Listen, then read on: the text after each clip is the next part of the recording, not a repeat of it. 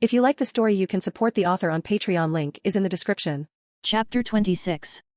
Third person's POV. Peter safely made it back to his hideout in one piece and without any problems. Once he was inside his base, he placed Gwen on the sofa before going to a table and clearing it of any materials that were lying around. He went and picked up Gwen's body, still encased in ice and wrapped in his webs, and placed her on top of the now cleared table. Subsequently, he carefully tore off the webs covering the casing, revealing only her cold, encased body. Upon seeing her body, Peter took a deep breath before forcefully hammering his fist against the ice, breaking it and causing it to shatter everywhere. After freeing Gwen from the ice, she remained motionless, lying there perfectly still. Peter gently took hold of her mask and carefully removed it from her head, revealing her face. Her face bore bruises, a cut lip, and gashes on her cheeks with dried blood. Her breathing was extremely slow, nearly imperceptible. Someone inattentive might mistake her for dead. Peter removed his mask, gazing at her with sadness, and tenderly kissed her cold forehead. Peter closed his eyes, recollecting the sensation of harnessing his lightning abilities. He extended his hand slightly in front of him, intermittently causing blue and black sparks to flicker between his hands. Bringing his hands together, Peter began rubbing them against each other, amplifying the lightning in his grasp slightly. It wasn't potent enough to cause harm, but sufficient to provide a jolt to someone. Despite the seriousness of the situation, Peter couldn't resist injecting a bit of humor. "Clear," he quipped as he placed his hands on her chest where her heart lay, sending a controlled jolt of electricity toward her heart, rousing it from its cold slumber. Gasping, she shot up from the table, breathing heavily as she caught her breath. "Peter!" she shouted, her voice filled with panic.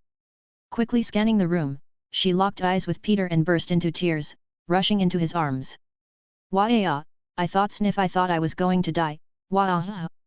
Peter leaned his head against hers, tears streaming from her eyes as she poured out all her emotions about the ordeal. Offering a weary smile, he said, "Maybe it was a bit ambitious to take on a gang on just our second day of superheroing."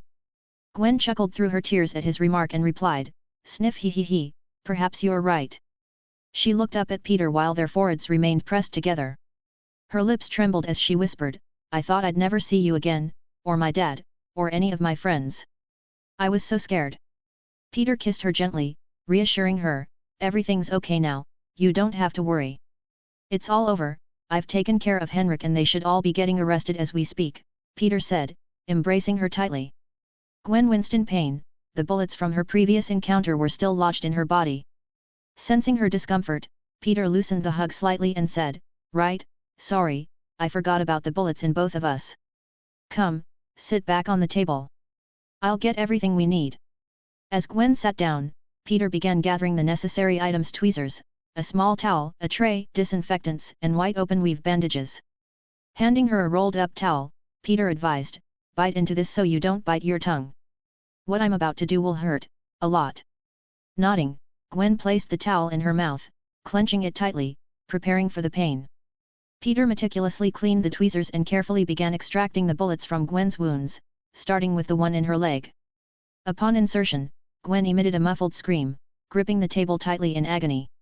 Setting the first removed bullet on the tray, Gwen breathed heavily, the pain evident. Meanwhile, Peter glanced at the damaged table with a weary smile, remarking, "Poor table. Poor table. Poor me, this really hurts." Gwen screamed, yanking the towel from her mouth upon hearing Peter's comment. Peter proceeded to sterilize the wound with disinfectant and wrapped it in the bandage. Looking at Gwen, he urged, "Come on, let's put on the bandage. We're not finished yet." Reluctantly, Gwen sighed and placed the towel back in her mouth, closing her eyes and turning away. One by one, Peter carefully extracted the bullets, causing Gwen to cry out in pain with each removal. As he finished bandaging the last wound, he sighed and remarked, "I guess it's my turn now." Peter tore off the webs wrapped around his arm and clenched the same towel Gwen had used earlier. Handing Gwen the now cleaned tweezers, Peter, biting down on the towel, instructed, "Do it." Gwen nodded with a solemn expression and removed the bullet lodged in Peter's arm. Despite his silence, the strain on Peter's face and the table's new dents reflected the pain he was enduring. After Gwen finished wrapping his arm, a sigh of relief escaped Peter. They scavenged the room for smaller bandages, tending to their minor wounds. When everything was attended to, Peter sat on the couch as Gwen lay her head in his lap. Both closed their eyes, relishing each other's presence. Peter gently played with and caressed Gwen's hair and head, creating a serene moment between them.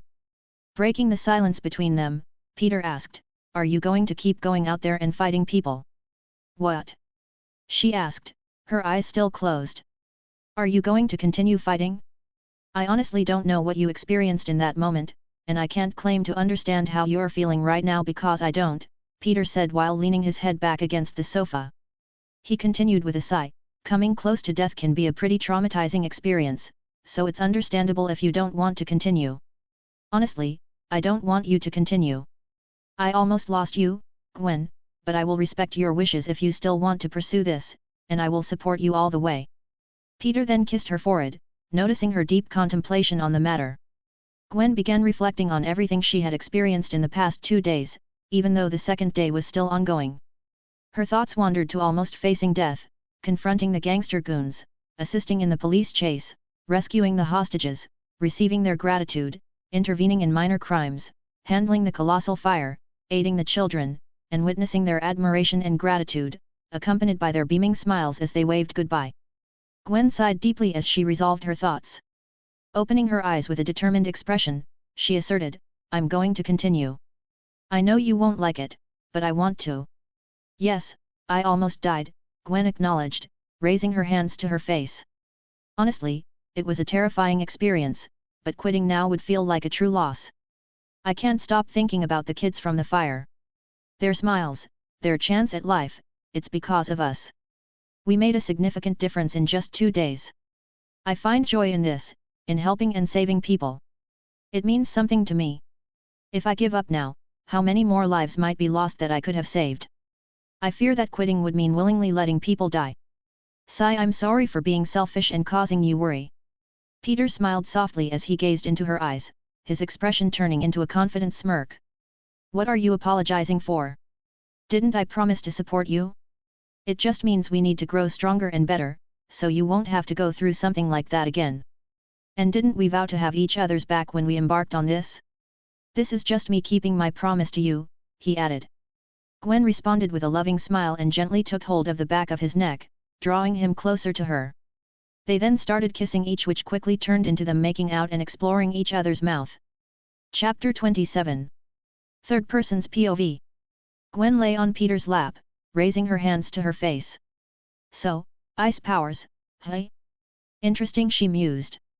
Peter responded with a smirk, "Pretty cool, right? Hee hee hee. Hee hee hee, how does it even work?" Gwen chuckled while still examining her hands. "This is Arnie's hypothesis on the matter," Peter explained, recounting everything his AI had previously mentioned about the spider's venom and its connection to her ice powers. "I see. Do you think we might unlock more powers along the way, or are they already there waiting to be discovered, with us having access to them?" Gwen pondered. Peter contemplated for a moment. "I really don't know. Perhaps they're being assimilated into our DNA as we speak, since the venom isn't fully integrated into us. I just hope none of us have to come close to dying again to discover them," Gwen said awkwardly. "Let's just hope it doesn't come to that," Peter replied. Gwen attempted to use her ice powers. Her hands began to chill, gradually accumulating tiny amounts of ice. Shaking her hand to rid it of the ice, Gwen said, "We need to test some of these things, especially our blood. You know what, let's do it now." She got up from Peter's lap and headed towards her section of the secret base, where she studied and conducted experiments on biology. Searching for a syringe, she found one and handed it to Peter. "Here, draw some of my blood." Raising a brow, Peter remarked, "You're awfully excited about this." Gwen beamed. "Of course, I would be. This is biology we're talking about. You know how excited I get when we delve into it." Peter shook his head at her enthusiasm and stood up to accept the syringe she offered. "Why don't we get out of our suits in the first place?" Peter remarked while examining the syringe. Realizing they were still in their superhero outfits, Gwen felt embarrassed by her oversight. She nodded in agreement, and both she and Peter quickly changed out of their superhero attire into their regular clothes. Once they were done, Gwen rolled up her sleeves and presented the area between the forearm and the bicep to Peter. She gave it a few taps and said, "Do it." Peter nodded and started extracting blood from her vein. When he finished, the tiny hole he made quickly healed on its own. Gwen went and grabbed another syringe and said, "Your turn now." Gwen grabbed his arm and rolled up his sleeve and extracted blood from it. When she finished, she was about to prepare everything else before Peter stopped her. Gwen, due to your excitement, we seem to have forgotten something," he said. Gwen looked at Peter in confusion, holding 2 syringes. "What?" "We could have used the blood from the extracted bullets, we didn't really need to use a syringe," Peter explained. "We could have used the blood from the bullets we extracted, we didn't really need to use a syringe." Gwen while holding the 2 syringes sighed before shrugging her shoulders. "It's better this way." Gwen then carefully prepared a slide, placing a sample of her blood under the microscope. With a flick of a switch, the high-powered device illuminated the intricate world of her blood cells. Peering through the eyepiece, she observed with fascination the subtle alterations within her blood. "Peter, come take a look at this," Gwen called out, her excitement growing. "See these structures? They look different from normal blood cells. It's like they've adapted to mirror my ice-based abilities." Peter joined her at the microscope, his curiosity matching hers. "That's amazing, Gwen. It's as if your powers have left a distinct mark on your cells." As they continued their examination, Gwen's enthusiasm grew, unraveling the mysterious alterations within her blood. Each observation deepened her understanding of her newfound abilities. Suddenly, Peter's curiosity was piqued. "Hey, check out my blood now, are they any different from yours?" Gwen smiled, nodding in agreement. "Sure, let's see if there are any differences or similarities between ours." Peter quickly prepared another slide with his blood sample while Gwen adjusted the microscope. As the image came into focus, they observed Peter's blood cells, searching for any remarkable alterations. "Look at that," Gwen pointed at the screen. "Your blood cells seem to have some distinct electrical charges around them. It's like they're buzzing with energy." Peter leaned closer, intrigued. "That's incredible. Maybe that's how my electric powers manifest themselves on a microscopic level." They both marveled at the unique characteristics of Peter's blood cells, drawing connections between the observable traits and his extraordinary abilities. As Gwen and Peter continued their examination of their blood cells under the microscope, they noticed intriguing patterns. Gwen observed, "Look at these structures in my blood cells. They seem to have adapted in a way that mimics my ice-related abilities. It's fascinating." Peter nodded, peering through the microscope. "And mine, they're exhibiting unusual charges, almost like they're resonating with electricity." They discussed the remarkable alterations in their blood cells, contemplating the connection between these adaptations and their spider-induced abilities. "It's incredible how our blood cells seem to reflect our powers," Gwen remarked. "Maybe the spider's venom triggered an adaptive response within our DNA." Peter agreed, "Seems likely. It's as if our bodies are incorporating these abilities on a fundamental level, allowing our blood cells to adapt to our powers." As they continued their examination, they theorized about the adaptation process, discussing how the spider venom might have interacted with their genetic makeup, resulting in their blood cells reflecting their unique abilities. Gwen and Peter scrutinized their blood cells under the microscope, noticing distinctive traits but also discussing an aspect of their adaptation. Gwen observed, "Even after 2 weeks since the spider bite, our blood cells still exhibit some markers of normalcy. They haven't entirely adapted to the spider venom." Peter nodded in agreement, "You're right. It seems the venom's effects take time to fully integrate into our systems. Maybe it requires more time for our bodies to completely embrace the changes. I wonder how long it might take for our blood cells to fully adapt," Gwen pondered, adjusting the microscope's focus to examine the cells more closely. Peter speculated, "Perhaps it might need a month or even longer for the venom's effects to be entirely integrated into our DNA. After all, it's an intricate process that could take time to manifest fully." They continued their discussion, mulling over the intricacies of the venom's impact on their genetic makeup and speculating on the timeline required for their blood cells to undergo complete adaptation to the spider venom. With everything packed, they left the base, and Peter accompanied Gwen on her way home. Upon reaching her house, they exchanged a goodbye kiss. "Bye. Love you," Peter said before he started jogging, not in any particularly swift manner. Gwen watched him go, her face adorned with a loving smile, before entering her house. Chapter 28. Third Person's POV. "I'm home," Peter exclaimed as he stepped inside. "Ah, you're back.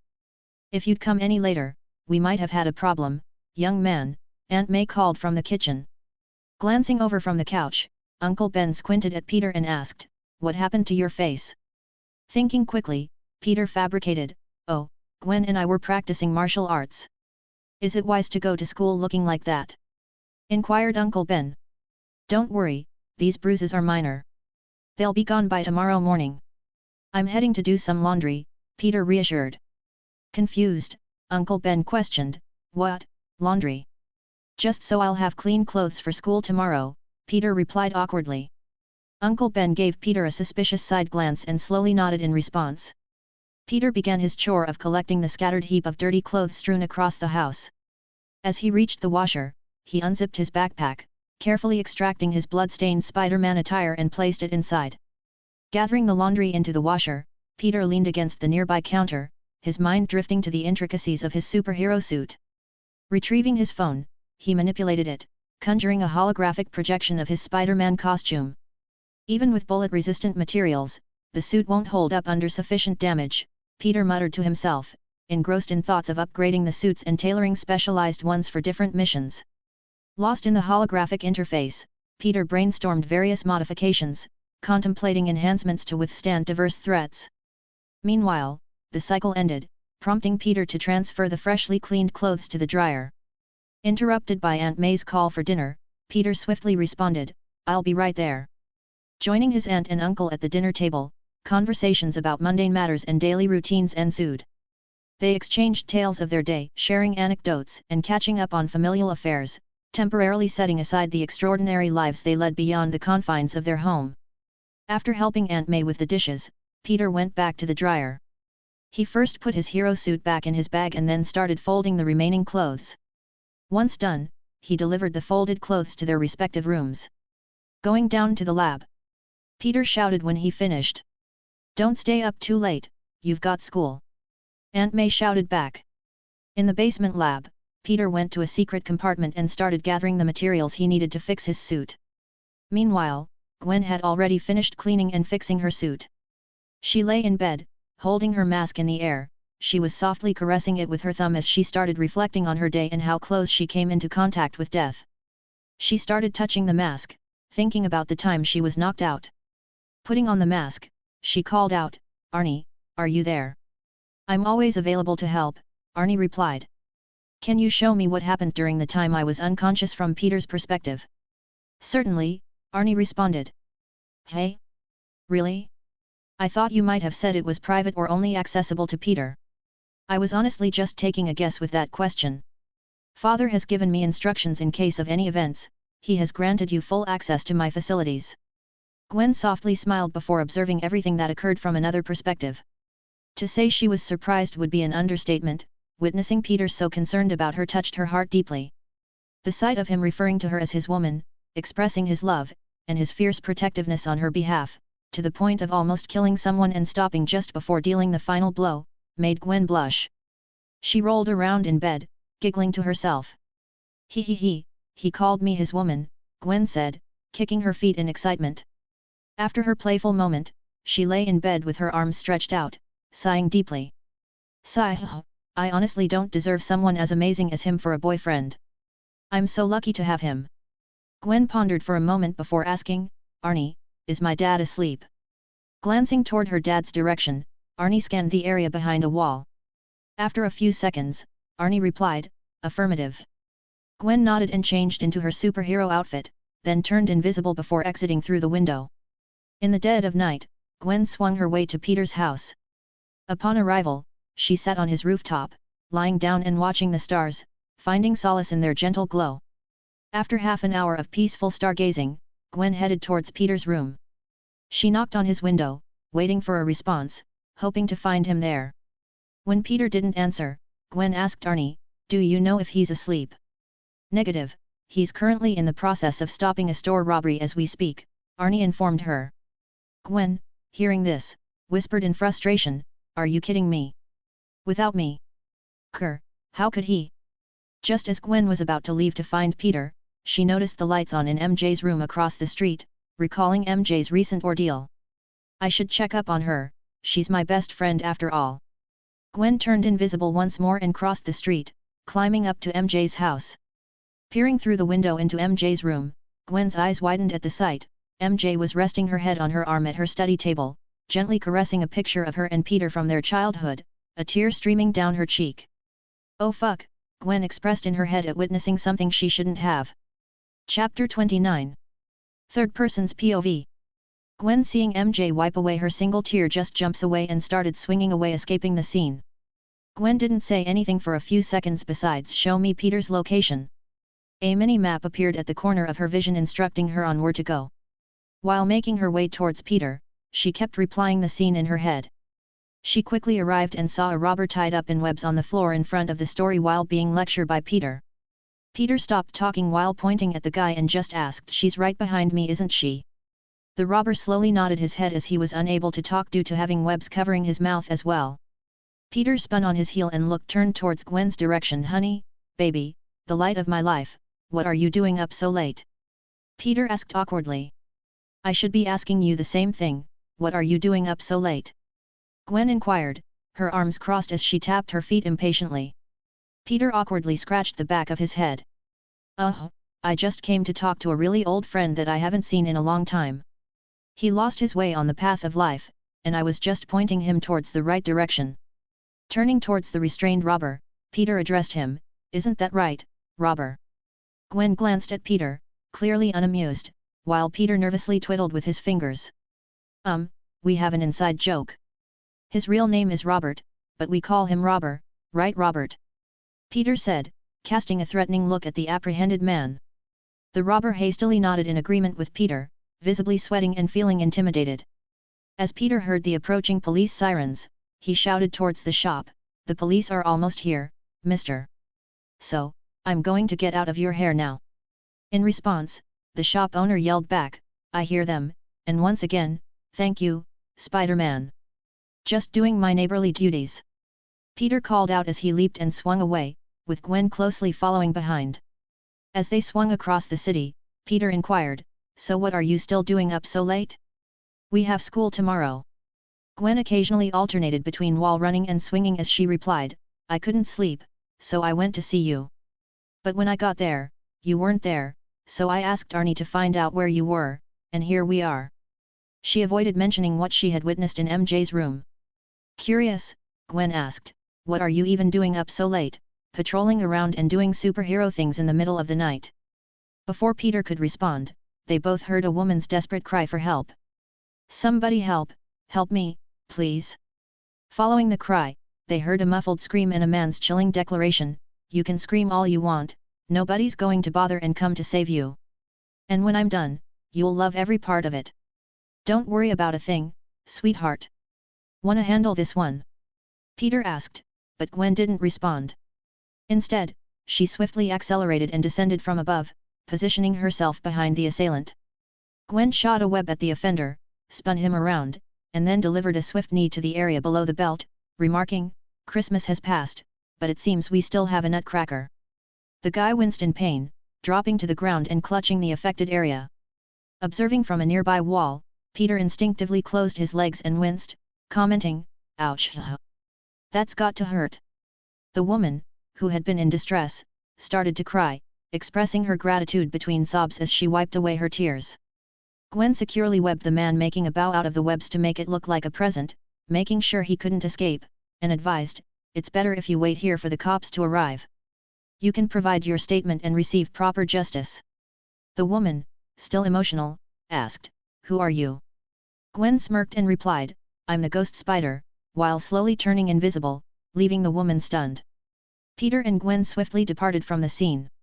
Once they resumed swinging through the city, Gwen queried, "So, are you going to answer my earlier question?" "Oh, that. I couldn't sleep, thinking about our conversation earlier regarding protecting the city at night and the choices we face. It made me ponder what it truly means to be a superhero. What it signifies to wear the mask, to opt for fighting and safeguarding the people of this city. The answer I arrived at for such a question is encapsulated in a single word: sacrifices.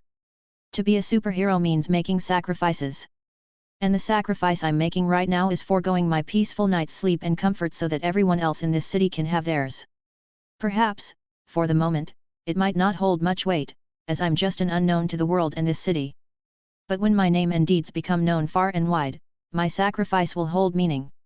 They will find solace in knowing that Spider-Man stands guard, ensuring their safety while they rest. Peter. Gwen murmured softly, watching Peter swing away, a newfound respect in her eyes. That respect quickly turned into fury. And why didn't you tell me? Why do you have to make that sacrifice on your own? You said we were in this together, that we have each other's back.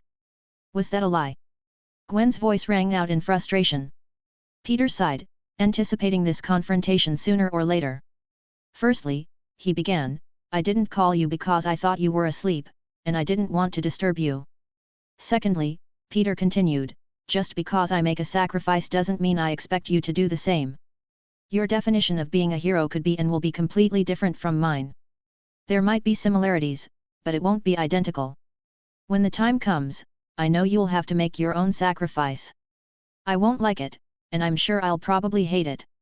Thirdly, Peter continued, turning slightly away, his embarrassment evident in his voice, I knew you would find out eventually. I would have lost some brain cells if I thought you wouldn't. My actions will become known, after all. But I wanted you to find out on your own. I didn't want you to jump in right away, I wanted to give you a few more restful nights. You big doofus! Gwen exclaimed, turning into a blushing mess herself. Interrupting their moment, Arnie interjected, there's a breaking and entering happening a few blocks down. Relieved by the interruption due to their embarrassment, they spent the entire night thwarting crime until the early morning, as the sun started rising. Seeing the sun rising, they both cursed once again in synchronization, almost like they've practiced for moments like these. Shit. We really and I mean really need to work on our time management skills, we can't keep doing this, it's going to backfire on us one day. Peter said. Peter then thought of an idea, he shot himself towards the roof and surrounded himself with lightning and started running and jumping in a fast pace. He then shouted towards Gwen, try and keep up, slowpoke. Gwen, hearing and seeing what he was doing, gained a challenging smirk, she shot herself towards the rooftop as well. When she got there, she turned the middle of her footwear into ice skates and started skating around the rooftops and swinging with the momentum she got, trying to catch up with Peter. But Peter was just too fast and had a head start. When he arrived on top of Gwen's rooftop, he lifted his mask to his nose and waited for a bit. Gwen soon arrived and twisted her legs to the side, breaking and stopping herself. She lifted her mask to her nose once she saw Peter had it like that as well. Peter pulled her in for a kiss and said with a confident smirk, I'll see you in a few minutes. He then pulled down his mask and turned invisible and swung away.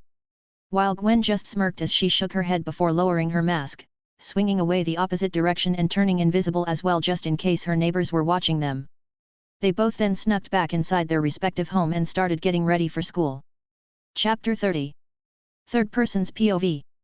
After Peter finished getting ready, he did what he always did every morning. He waited outside on his bike for MJ. When she appeared, she sat right where she always sat. Sighing, Peter said, I see you covered it up with makeup. MJ simply nodded while Peter asked, did you bring it with you? What if you start sweating and it washes away? MJ playfully smacked his back. You can't say that to a lady, and don't worry, I've got it. MJ then wrapped her arms around Peter's waist, and just like that, Peter took her to school. When they arrived, they quickly joined their friends. Yo, Harry, Peter said, greeting him with a dab and a fist bump. Hey, Peter, Harry replied. Meanwhile, Gwen and MJ started talking to each other, although Gwen seemed a little awkward at first. As they walked to their lockers, Harry mentioned, hey, did you hear? We're having a guest lecturer today. They're talking about biology, so Gwen should really love this. Really? Do you know who it is? Gwen asked curiously. I think he works for my dad. Harry said, trying to recall the name. Oh, that can't be good, thought Peter upon hearing that. I can't remember his name. All I know is that it starts with the letter C, and he's into studying lizards, Harry said, giving up on trying to remember the name. Ah, you must be talking about Dr. Kurt Connors, said Gwen.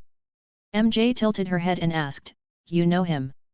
Yeah, I remember reading his research papers on the ability to regenerate lost limbs based on lizard genetics, said Gwen. Harry snapped his fingers. That's right. It's him, I remember now. I think I remember hearing about him when we went on that Oscorp field trip. It was right after the two of you disappeared and went who knows where, said MJ, pointing at both Gwen and Peter. They exchanged glances, then turned back to their friends, offering awkward smiles. "Why didn't you know about him if he works for your dad?" Gwen asked, changing the subject. Harry responded with an awkward smile, "Let's just say my dad and I haven't seen eye to eye recently and don't really talk much." "Are you okay?" Peter asked, sounding concerned. Harry shook his head. "Don't worry about it, you know how it is. Same old, same. I'm fine. Anyway, we should get going, class is about to start any minute now." Harry closed his locker and waited. The others sighed with a hint of worry, closing their lockers as well. They headed to class, the bell ringing to signify the start of the lesson. As they entered the classroom, they took their seats as assigned, with Peter settling in the spot near a window that seemed to be designated for the protagonist, and Harry seated right behind him. As they sat down, Harry tapped Peter's shoulder, causing him to lean back in his chair and rest against Harry's desk. "What?" Peter asked. "I forgot to tell you something. You wouldn't believe who's going on a date this Friday, and you'll never guess with whom," Harry said with a smirk. Peter looked at Harry in shock. "No way, with whom?" Harry maintained his smirk as he replied, "Liz Allen." Peter playfully smacked him on the shoulder. "Seriously? That's amazing. Where are you planning on taking her?" "I'm thinking of going to the movies and then having a nice lunch," Harry explained. Before Harry could continue, the homeroom teacher gathered everyone's attention. "All right, everyone, listen up. I have an announcement to make. We have a new transfer student joining us today." As the teacher spoke, the door to the classroom swung open, revealing a girl with long silver hair. She walked in and stood next to the teacher, dressed in a black leather jacket and black jeans, her bag casually slung over her shoulders. She intermittently chewed gum, blowing and popping bubbles. "Pick here. Why don't you introduce yourself?" the teacher prompted. "Felicia Hardy," the girl said briefly, blowing a bubble and popping it. Then, she turned towards the teacher and asked, "So, where do I sit?" "There's an empty seat next to Parker," the teacher said. Parker raised his hand, and Peter, with a casual gesture of 2 fingers, calmly responded, "Right here." However, his inner thoughts were far from calm. His mind raced with thoughts, "It's Black Cat, the Black Cat woo-oh-a-a-b-a-b-i." "Relax Peter, just relax, remember you have a beautiful blonde-haired smart girlfriend. That is all you need." Externally, Peter maintained a bored expression. When Felicia took the seat beside him, she greeted him casually, saying, "You already heard my name." Peter simply nodded and replied, "Peter Parker." 3.1415926535897932384627950971693997419714592307816406286286. 208986280348253421706798214808679938446095050223072535940822. 67523846748184676694051320005681271452635608227. "Okay, everyone, take out your book and turn to where we left off yesterday," the teacher said. Felicia raised her hand, stating, "I don't have a book." "Share with Parker," the teacher instructed. Peter rummaged in his bag, retrieving the book and handing it to Felicia. "Here, I don't really need it," he offered. Confused, Felicia looked at him and asked, "Are you sure?" "Believe me when I say Peter really doesn't need the book," Harry intervened. Turning towards Harry, Felicia inquired while reaching for the book, "Why? Does he not do any of the work or something?" Harry lightly tapped the top of Peter's head with his own book and remarked, "This smart-ass already has it memorized." Harry Osborn," Harry introduced himself, nodding toward Felicia. Felicia reciprocated the nod, saying, "You already heard my name," to which Harry nodded in acknowledgement. Turning towards Peter, Felicia inquired, "So, what's the page?" "Oh, right, it's page 57. You'll have to follow along for now and catch up on the pages before that when you have time," Peter explained. "Thanks," Felicia replied as she opened her book and began following the teacher's reading. Peter removed his glasses, leaning back, resting his head on Harry's desk. Amused by Peter's antics, Harry smirked, lifting his book and placing it on Peter's forehead as he continued following along with the teacher. So, have you decided where you are taking her for lunch? Peter asked Harry. I don't know. I still haven't decided, Harry responded. How about taking her to a pizza place? You can never go wrong with pizza, Peter suggested.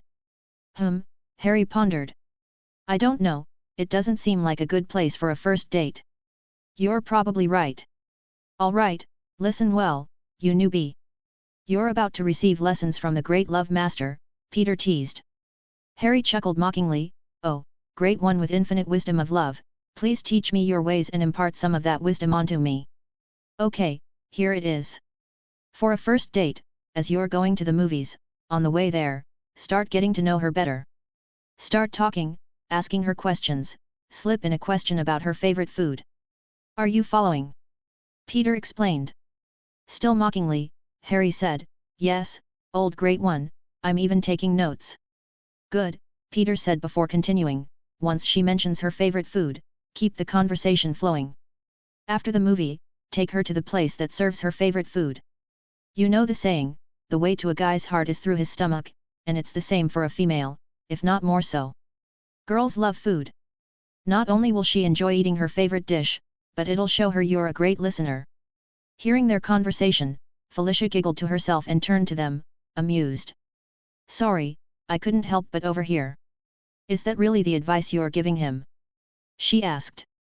Laying his head on Harry's desk, Peter replied with his arms slightly spread out, what? Am I wrong? I know for a fact that what I said is true. Girls love food, and they love a guy who listens to them. Felicia pondered for a moment before smirking and chuckling, I guess you really are a love master. What you said is true. And the love master strikes again, spreading his knowledge and wisdom to the clueless lambs of love, Peter quipped, causing Felicia and Harry to shake their heads in amusement. Parker. The teacher's sudden yell startled all three of them. Yes, sir, Peter responded, saluting the air with Harry's book still on his forehead. Since you love talking so much, why don't you continue from where I just stopped? The teacher demanded. Felicia was about to pass the book to Peter, but he began reciting the text word for word without missing a beat, surprising her. She looked at him in shock, realizing, wait, did he really memorize the entire book? It wasn't just to impress me or get with the new girl. Oh, how embarrassing. The teacher clicked his tongue, annoyed. I'll get you one of these days, Parker, just you wait, he muttered. Peter waved at the teacher, replying, I'll be waiting. Just be quiet and stop being disruptive, the teacher ordered. Aye, sir, Peter replied. The teacher resumed teaching, and that's how time quickly passed and first period came to an end.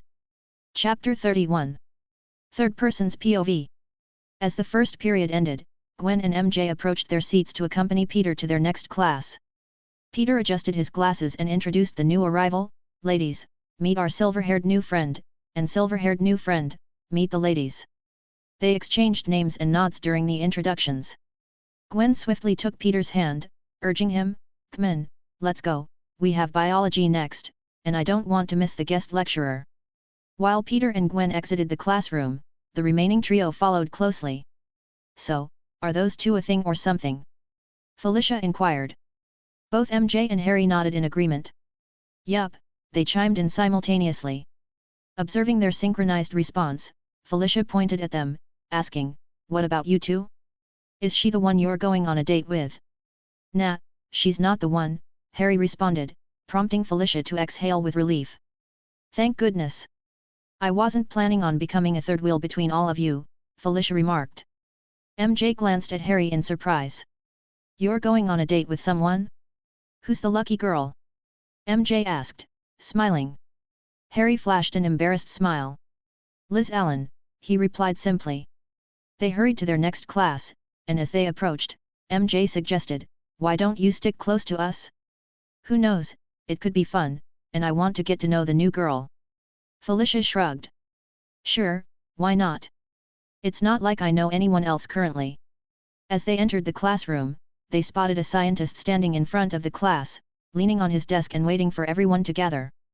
With blonde hair parted in the middle, glasses, and his most striking feature, a missing arm.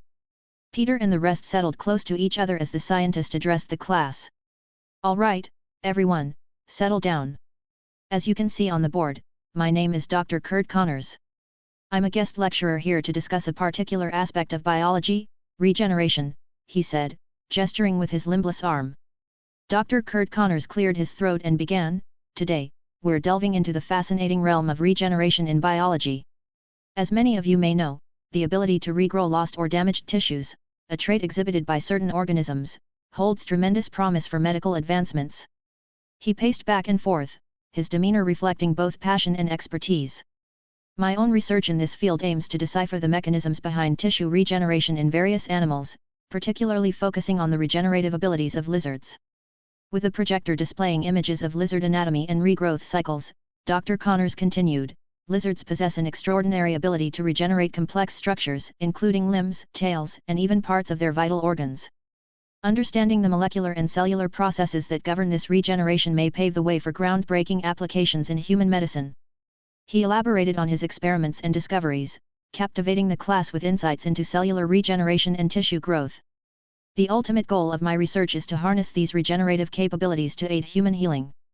Imagine a world where lost limbs could be regrown, where damaged tissues could be repaired naturally." Throughout his lecture, the students listened intently, intrigued by the potential implications of such research. Dr. Connors concluded, "While much work lies ahead, the study of regeneration offers hope for overcoming disabilities and revolutionizing medical treatments. I will now be answering any questions any of you may have." As he finished, the classroom buzzed with discussion and questions, the students eager to learn more about the exciting field of regenerative biology. Peter raised his hand, to which Dr. Connors called, "Yes, you, the brown-hair boy with the glasses. Name's Peter Parker. I'm curious about your focus solely on lizards. There are other animals with remarkable regenerative abilities. Take the axolotl, for instance. Apart from regrowing their tails and limbs, they exhibit an exceptional ability to regenerate spinal cords alongside their brains." He continued, "This species' regenerative prowess encompasses neural regeneration, a feat that's particularly extraordinary in the realm of regenerative biology. Understanding their capacity to regrow complex neural tissues could offer unique insights into addressing severe spinal cord injuries and neurological conditions in humans."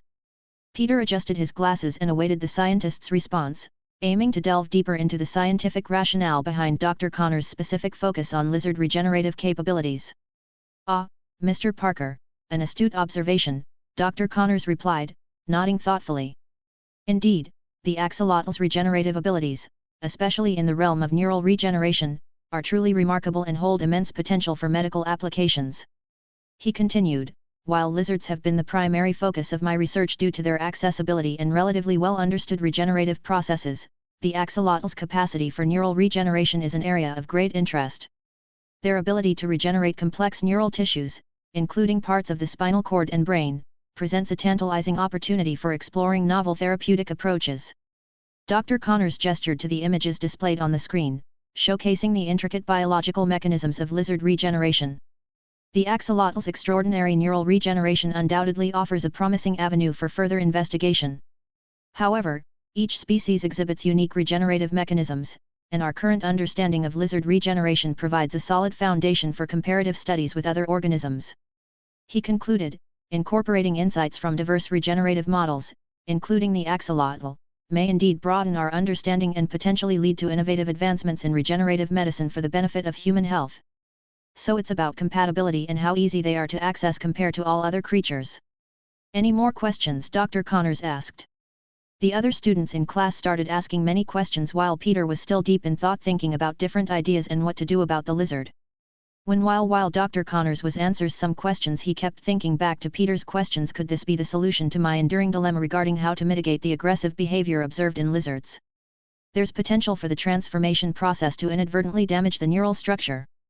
Yet, introducing axolotl cells might facilitate repair and regeneration, potentially rectifying the altered behavior. When I inject the rats with the serum, they consistently transform and become aggressive. If we address their aggression first, we could gradually reverse it, allowing us to ensure that the next application of the serum functions as intended, regenerating limbs." Peter Parker, "Hey? I guess I'll keep an eye on that boy." While Dr. Connors addressed certain inquiries, those less engaged, such as MJ and Felicia, engaged in their own conversation. As they conversed, they found themselves growing closer, discovering common ground between them. One such shared interest involved their mutual fascination with uncovering and exposing hidden crimes, a theme prevalent in movies and television shows. They conversed until the bell's chime marked the end of the period and concluded their time with the guest lecturer. Dr. Connors addressed the class before their departure. That wraps up our session today. I hope you found today's lesson engaging. Should any of you have further inquiries later on, don't hesitate to drop by. I'll be in this room for the majority of the day. As the students bid their farewells and departed for their next classes, Peter and his friends gradually grew closer to Felicia throughout the school day. They discovered shared interests, and in each subsequent class, Felicia started to integrate herself slowly into their circle of friends. Chapter 32. Third Person's POV. It was lunchtime, and Felicia found herself seated with Peter and his friends, engaging in casual conversation. As they chatted, Flash, accompanied by his group of friends donning sport jackets, made his grand entrance. Flash, flashing a charming smile, directed his attention to Felicia. "Hey, beautiful. Why stick with these losers? Come join us. It's not good for you to be hanging around with them," he suggested. Peter, overhearing Flash's words, couldn't hold back his reaction. He mockingly made gagging sounds, quickly covering his mouth. "Oh God, please, stop. I almost threw up in my mouth," he remarked, extending his hand in a gesture signaling Flash to halt. "Don't ever do that ever again. That was disgusting. How can you not be embarrassed about yourself?" The table erupted in laughter at Peter's comical response, causing Flash to wear an infuriated expression, clearly not expecting such a reaction. As Peter sat at the end of the long table, Flash seized his shirt with both hands, pulling him into a face-to-face confrontation. "You think you're really funny, don't you, Parker?" Flash sneered. Peter's expression turned serious. "Absolutely. I'm hilarious," he replied calmly. Seeing Peter not taking him seriously, Flash threw a punch at Peter's face. Swiftly, Peter caught the fist and twisted it slightly, causing Flash to cry out in pain. "Stop it! Let go, you bastard!" Peter then adopted a fake contemplative look. Should I let go or not?" he teased, twisting Flash's hand further until he was nearly on the ground, pleading for release. Observing this, Peter shook his head and firmly stated, "Just leave us alone, you dickhead." As Peter released Flash's fist, causing Flash to drop to the ground while holding his wrist in pain. "I'll get you back for this, Parker. I swear it," Flash whispered to himself. Peter turned to him and asked, "What was that?" Flash simply stood up and walked away, muttering, "Nothing," with his squad of goons following close behind. Peter shook his head and sighed in response. Felicia glanced at Peter, raising a brow as she inquired, "So, do you have a bully or something?" Peter scoffed, "Oh, please. Someone as great as I am could never get bullied, he's more like an abusive secret admirer," ending his sentence with a smirk. This elicited a chuckle from Felicia as she shook her head. Their casual conversation continued in that vein. Soon, after going back to some classes, the school day came to an end. After returning from dropping MJ off at her house, Peter entered his own home to find Aunt May knitting while casually tuning into the radio. "I'm home, Aunt May," Peter announced as he walked in. Aunt May glanced up and warmly greeted him. "Ah, welcome back, Peter." Feeling exhausted from a lack of sleep and a full day at school, Peter collapsed onto the couch. As he settled down, he caught the voice he was anticipating the most, that of J. Jonah Jameson, coming through the radio. But Peter wasn't alone in tuning in. Across the city, numerous individuals were also casually listening to J. Jonah Jameson's voice echoing over the radio waves. From bustling cafes to quiet homes, Jameson's distinctive tone had captivated the attention of many, drawing a diverse audience intrigued by his emphatic broadcast. The airwaves crackled to life as J. Jonah Jameson's booming voice filled the city's radios, passionately discussing Spider-Man and Ghost Spider's recent appearance, declaring them as threats to society. "Ladies and gentlemen, this is J. Jonah Jameson, and I've got something to say about these so-called heroes Spider-Man and Ghost Spider. They're nothing but vigilantes, meddling where they don't belong, thinking they can take the law into their own hands." Jameson's voice was fervent, his words dripping with disdain. "What gives them the right to hide behind masks and swoop in, pretending to save the day? Do they think they're above the law?" He ranted about the duo's interference, painting them as reckless intruders jeopardizing citizen safety. These masked menaces have no regard for the lives of our citizens. Remember the bank incident? They barged in, thinking they were heroes, but they could have gotten those hostages killed with their foolish actions. The radio waves vibrated with Jameson's frustration. And now, they've surfaced again, sticking their noses where they don't belong. They think they're some sort of saviors, but they're no better than common criminals, disrupting law enforcement and putting us all at risk. He questioned the necessity of their masks, demanding answers. What are they hiding? Why conceal their identities if they're truly heroes? They're nothing but cowards. Jameson's voice resonated with conviction as he concluded, "Mark my words, citizens, these masked vigilantes are a menace, and they need to be apprehended before they bring chaos upon us all." The broadcast ended, leaving an air of controversy and dissent among the listeners, with some nodding in agreement while others debated the validity of Jameson's claims. As the city buzzed with speculation, the debate over the actions of these mysterious heroes continued to divide opinions. Peter, upon hearing the broadcast, shook his head and chuckled softly. Intrigued, he turned toward Aunt May, eager to hear her perspective. "What do you think about what he said, Aunt May?" Peter inquired. Aunt May paused in her activity, her hands still busy as she contemplated the question. "Honestly, I'm not entirely sure. If anything, I can't help but feel empathy for them and their families," she replied thoughtfully. Peter furrowed his brow in curiosity. "Empathy? Why is that?" "Well, despite their recent appearances and limited actions, it seems they're genuinely trying to make a difference," Aunt May explained.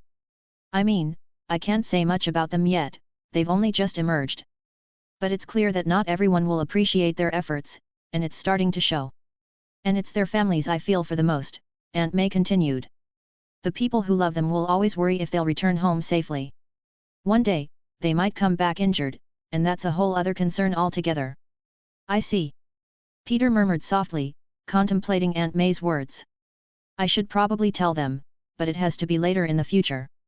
If I tell them now, who knows how they would react. But if I wait and they see the impact I'm having on the city, maybe it'll make things better." "Well, I'm heading to bed, Aunt May," Peter announced, standing up. As he made his way to his room, Aunt May called out, "Sure thing, honey. I'll wake you up when lunch is ready." Upon reaching his room and resting his head on the pillow, Peter immediately drifted off into a deep slumber. In his dream, Peter found himself in a groggy state, sprawled out on a large web. Suddenly, he sensed the web beneath him beginning to sway gently. Soon after, a soothing voice of a woman resonated through the dream realm. "Sleep well, my little spider." Peter sank deeper into a tranquil sleep, finally experiencing the rest he desperately needed. Chapter 33. Third Person's POV. After Aunt May roused Peter from his nap and they had lunch, he headed back to his room to complete the remaining homework he hadn't finished at school. Once he finished, he hurried downstairs and announced, "I'm off to study with Gwen." "Do you really need to study?" inquired Aunt May, raising a brow. Peter nodded. "You can never be too prepared." "So, yes, we do." "Well, I'll catch you later, Aunt May." "Love you," he said, making his way out of the house. Aunt May shook her head affectionately. "Don't stay out too late, young man." Without saying a word, Peter flashed a thumbs up in her direction before heading out. Swinging swiftly across the city of New York, both Peter and Gwen communicated through their headsets. "So, what's on the agenda today, Arnie?" Peter asked while navigating the city skyline. "There's an out-of-control bus a few streets away from your location. It's moving at high speed and unable to stop." "Here's the location and its current path," Arnie responded, displaying a map indicating the bus's route. "Let's get to it," Gwen urged, propelling herself ahead. Arriving at the scene, they witnessed the bus careening through traffic, narrowly avoiding collisions with other vehicles. Both Gwen and Peter landed atop the bus, making their way towards the roof's edge where the doors were located. Hanging upside down, they observed the frantic chaos within. Peter peered through the windshield, noticing the driver in a state of panic, gripping the steering wheel desperately. Peter knocked on the door, prompting the driver to momentarily glance towards the sound before immediately returning focus to the road ahead. As the driver pressed a button, the doors of the bus swung open, prompting Gwen to inquire, "What seems to be the problem?" Without taking his eyes off the road, the driver continued slamming on the brakes. "It's the brakes. They're stuck, and I can't stop the bus." "Don't worry, we're here to help." Stay calm and close the door once we're out, Peter reassured the driver in a composed tone. The driver simply nodded in response. Peter and Gwen leaped off the bus, planning their next move. What's the plan? Should we web the wheels? Gwen inquired. No, that might cause the bus to flip or lose control, endangering the passengers, Peter explained. We'll use our webs to anchor the bus to the buildings, slowing it down. Once it's sufficiently slowed, then we'll web the wheels. Both Peter and Gwen swung alongside the bus, firing their webs at multiple buildings, attaching them to the bus. The webbing gradually slowed the bus until it became entangled in a web cocoon, causing it to halt despite the wheels still turning. Working together, Peter and Gwen carefully webbed the bus's wheels, bringing it to a complete stop. Gwen then approached the bus door and knocked, signaling for the driver to open it. As the driver opened the bus door, he collapsed back into his seat, visibly relieved to be alive, panting heavily from the adrenaline rush and the narrow escape from danger. Gwen leaned inside the bus, advising everyone present, it's safer if you all exit the bus and wait for the police to arrive and resolve the issue. With tears in his eyes, the driver turned to Gwen, expressing his gratitude, thank you so much. Embarrassed, Gwen rubbed the back of her head. Don't worry about it. Just doing what we can to help. One by one, the passengers disembarked, expressing their heartfelt thanks to the heroic spider duo, each person teary-eyed with relief. Observing everyone safely off the bus, Gwen and Peter nodded to them before swinging away. What's next? Gwen inquired. In a construction site a few blocks away, there are people dangling precariously and need immediate help, Arnie informed them. Without hesitation, both Gwen and Peter raced and swung at full speed towards the construction site. Arriving at the scene, they spotted 4 construction workers hanging by a thin thread that was on the verge of snapping. As the thread gave way, the workers started hurtling downwards, screaming and flailing their arms in a desperate attempt to grab onto something. The other workers on the ground looked on in horror, paralyzed by the impending disaster. Gwen shouted, "Throw me!" Reacting instantly, Peter shot 2 webs over his shoulders, launching Gwen higher into the air while he surrounded himself with electricity and sprinted up the building. The workers, still plunging towards the ground, were running out of time. At the workers' height, Peter leaped and caught the other 2, securing them. Gwen landed forcefully, causing the ground to crack beneath her, holding the other 2 workers. Meanwhile, Peter skidded to a stop after catching the other pair, visibly relieved but ready for the next challenge. Before he could check on the workers, Gwen urgently called out, "Spider-Man, quickly, look towards the other workers' direction." Peter swiftly turned, only to witness a massive steel beam hurtling towards the workers. The workers watching the beam fall could only look up in horror. Without a second thought, Peter encased himself in lightning, sprinting at superhuman speed towards the impending danger. Boom! Dust was kicked up due to the weight of the steel beam and the force it picked up while falling. After a few seconds the dust cleared, revealing all the construction workers sitting on their butts with a terrified expression and Spider-Man holding the steel beam above his head. The ground where Peter was standing was caved in, and while holding the beam Peter looked towards the workers and asked, "You guys all right?" They quickly nodded, one of them asking in a shaky voice, "How did you do that?" "I eat all my vegetables," Peter quipped jokingly. Hearing his response, the guy who asked chuckled awkwardly. "Could you guys move away so I can put this down? It's not heavy, but I'd rather not become a statue," Peter added. "Right, sorry," they all said, scurrying out of the way as Peter carefully lowered the steel beam. As he dropped it, Gwen approached him, asking, "Are you all right?" "Yeah, unfortunately, we can't stick around too long." "I hear we could get written up for not wearing our hard hats," Peter replied. Gwen playfully smacked Peter's shoulder. "If you're cracking jokes, you're good." As they were about to swing away, Peter turned to them and said, "Remember the safety procedures next time, and leave the dangling part to the spider heroes." With that, both Peter and Gwen swung away, performing more rescues and superhero acts around the city until late afternoon. Chapter 34. Third Person's POV. Location: a regular old prison. Date: February 23, 2007. Warning sirens. We have a runner. I repeat, we have a runner on the loose. All active personnel available, please give chase, your help is acquired. This message kept repeating over the intercoms of the prison, causing the other prisoners to become more rowdy. "Ha ha ha, at least one of us would be escaping today," said one of the prisoners as they all started banging on their jail cells. Meanwhile, multiple prison guards started running and giving chase. They were flashing their flashlights and letting their guard dogs go ahead of them as they pointed their gun ahead of them. "Stop resisting!" one of them shouting.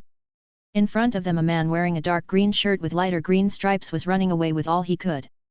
"This time I'll make it, this time I'll escape. Just wait for me, Kimia," he thought while running without stopping. One of the guards then reached over his walkie-talkie that was on his chest and asked, "I got visual on the target, permission to shoot." After a few seconds another voice responded, "You have permission." Copy that, he responded and carefully aimed his pistol at the runner. They all started firing their guns, trying to get a hit on him that wouldn't be lethal so they would be able to incapacitate him. Flint Marco, who was the runner, started running and dodging the bullets to the side while ducking his head. But while trying to escape he stumbled upon an iron fence preventing him from getting out. The guards, as soon as they saw him cornered, stopped shooting but didn't lower their guns. "Put your hands up where we could see them," one of them shouted, but Marco didn't listen. He started climbing the fence. To which the dogs went and started biting him on the leg. To get them off of him he started kicking them on the snout. Due to high tense situation, what Marco failed to notice however was the sign on the fence that said, "Danger. Particle physics test facility, please keep out." When he got over the fence the guards started shooting him again, and this time one of the bullets hit him on the calf causing him to scream in pain and start limping in pain. Another one shot him on the shoulder. When he thought he got far away enough, another bullet hit him right on the back causing him to fall forward. When he fell forward he fell in a large hole that was filled with sand. He went rolling down until he eventually stopped in the middle of it. The guards that were chasing him saw him disappear and they were flabbergasted. "What? Where did he disappear into?" one of them said while flashing their flashlights everywhere. Meanwhile inside the testing facility, the main scientists and operators were making the final arrangements towards the machine and testing site. "Donnie, we got a little fluctuation on one," said one of the female scientists. "There's a chance on the silicone mass," Donnie informed the scientists next to him. But he just dismissed him. "It's probably a bird, it'll probably fly away once we activate it, don't worry about it."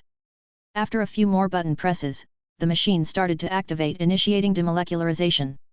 While the machine got started Marco was in the pit of sand panting heavily due to all the running and wounds.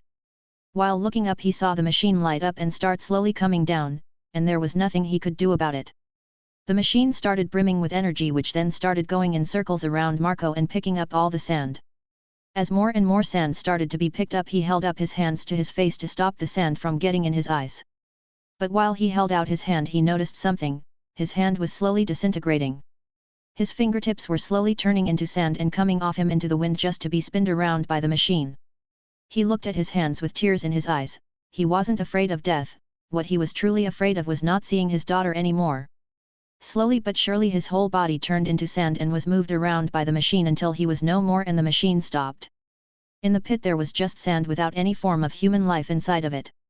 Meanwhile with Peter, after he finished his afternoon of superheroing, he went home and took another nap until late in the night, giving him just enough rest where he could function properly. After waking up, he pulled out his phone and started scrolling through it trying to find what to do. Seeing that there wasn't anything he just sighed. As he was about to throw his phone aside, he groaned out, "Argh, I'm such a dumbass, I guess it's true what they say, intelligence doesn't always equal wisdom. I could have made so much money if I just made Facebook myself, how could I have been such an idiot? Luckily Instagram isn't a thing and neither are phone games. I think I'm going to cry, billions of dollars lost because I'm such a fucking dumbass." With a quivering voice Peter took a hold of his phone and said, "Arnie, I need your help making a business and an app. For the name put it as Parker's Industries." Peter then sat up in bed and turned his phone into a hologram projector. He projected images and started designing how everything would look like, how everything would interact. Peter started explaining to Arnie what to code and what to do for the future, such as in the case of advertisements. When he was done Peter started thinking, now how do I advertise it? If I do it the Spider-Man way it will be too easy for people to figure out I'm Spider-Man, so what to do? Arnie, I'll just leave it to you, you could use some of the money from the patent we got to advertise it. Now for what phone game to introduce? It has to be Candy Crush. I just don't see any other one that could make as much money so easily. Hispanic moms are about to go crazy on this. Peter started giving Arnie more tasks and things to code and design. He is going to let her do her own thing when she gets an idea on what he wants. How long is it going to take? Peter asked. It shall be done in a few hours at the latest and in a day at the most, Arnie replied. Peter nodded, but before he could think of any more things to do, Gwen called him. Yes. Peter answered. Are you ready? Gwen asked, waiting for him on top of a rooftop dressed in her ghost spider outfit. Oh shoot, Peter replied, and quickly got up from bed. He put on his suit in a fast manner while scrambling everywhere. When he was done, he sent up his phone just perfectly and out came a hologram of him sleeping. Peter looked at it and nodded before turning invisible and jumping out the window to meet up with Gwen. Chapter 35. Third person's POV. The next day. In a pit of sand where experiments were being held was barren without any activity or anyone in sight. Unexpectedly a grain of sand started moving, which was followed by more and more moving along. In the middle of the pit the sand started coming together on its own. The more it came together, the more it started shaping itself together, trying to build itself, but after a few tries it would collapse and try again. After a few minutes the sand started taking the shape of a man. Slowly but surely the shape started to become more defined. The sand-shaped man saw a locket buried and sticking out of the sand, and as he reached out for it, his shape solidified. Inside the locket was a picture of the Sandman's daughter, Kimia. While looking at it and caressing it, Marco's figure completely manifests. What happened to me, he thought while looking over his body. His wounds from the previous night were all healed, even his shirt, which should have had holes in them, didn't. He looked over the picture of his daughter and with a determined expression got out from the pit. He was going to see his daughter. These were the only thoughts in Marco's mind as he made his way towards where his daughter lives. With every step he takes, a trail of grains of sand is what's left behind.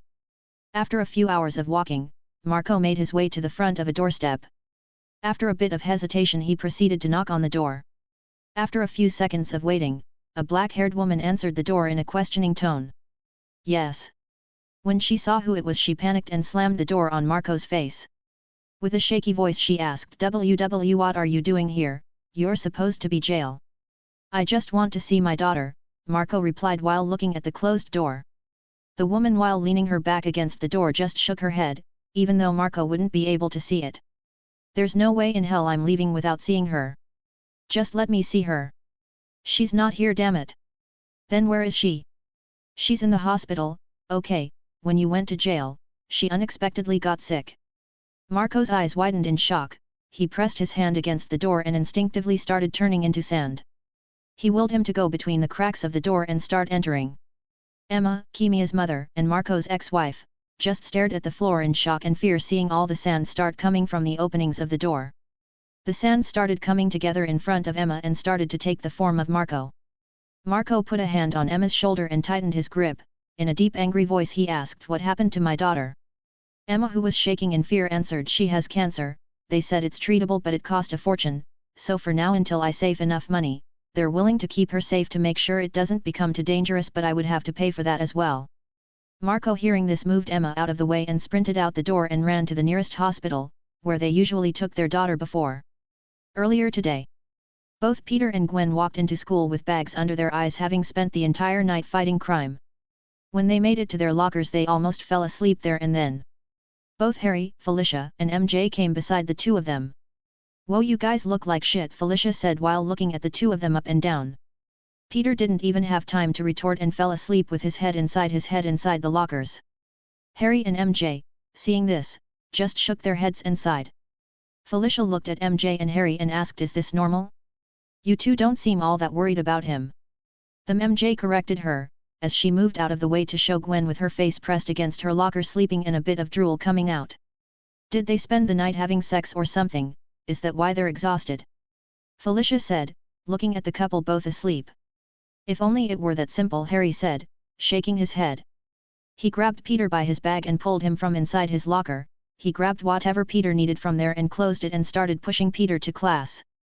MJ did the same for Gwen and they both started pushing them to class, and while that was happening MJ explained. "They've always done this since we were young. This just means that they've been inventing something new or experimenting with different ideas, you know, typical genius stuff." "Ah, I see," Felicia said. While pushing them to class Harry asked, "Damn Peter, did you gain weight or something? Why are you so heavy?" Peter with a tired expression just nodded his head and lifted a finger up. "Yup, I put on 100 pounds of sexiness." Harry upon hearing gave him a deadpan look and was about to let go of him and let him fall to ground. Harry just shook his head. "If you have the energy to joke, then you have the energy to yourself. So move your lazy ass." When they entered their class and sat down, Peter took out his phone and passed it to Harry and said, "Here, I made an app. Tell me what you think." "It's the one called Instagram." While Harry took the phone, they heard Flash talking with his friends. "Holy shit, that was amazing. Did you see the way those two stopped the bus?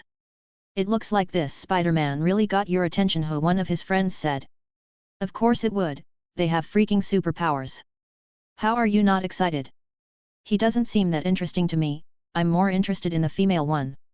I think her name is Ghost," Ghost, Flash's friend, said, trying to remember the name. "Ghost Spider.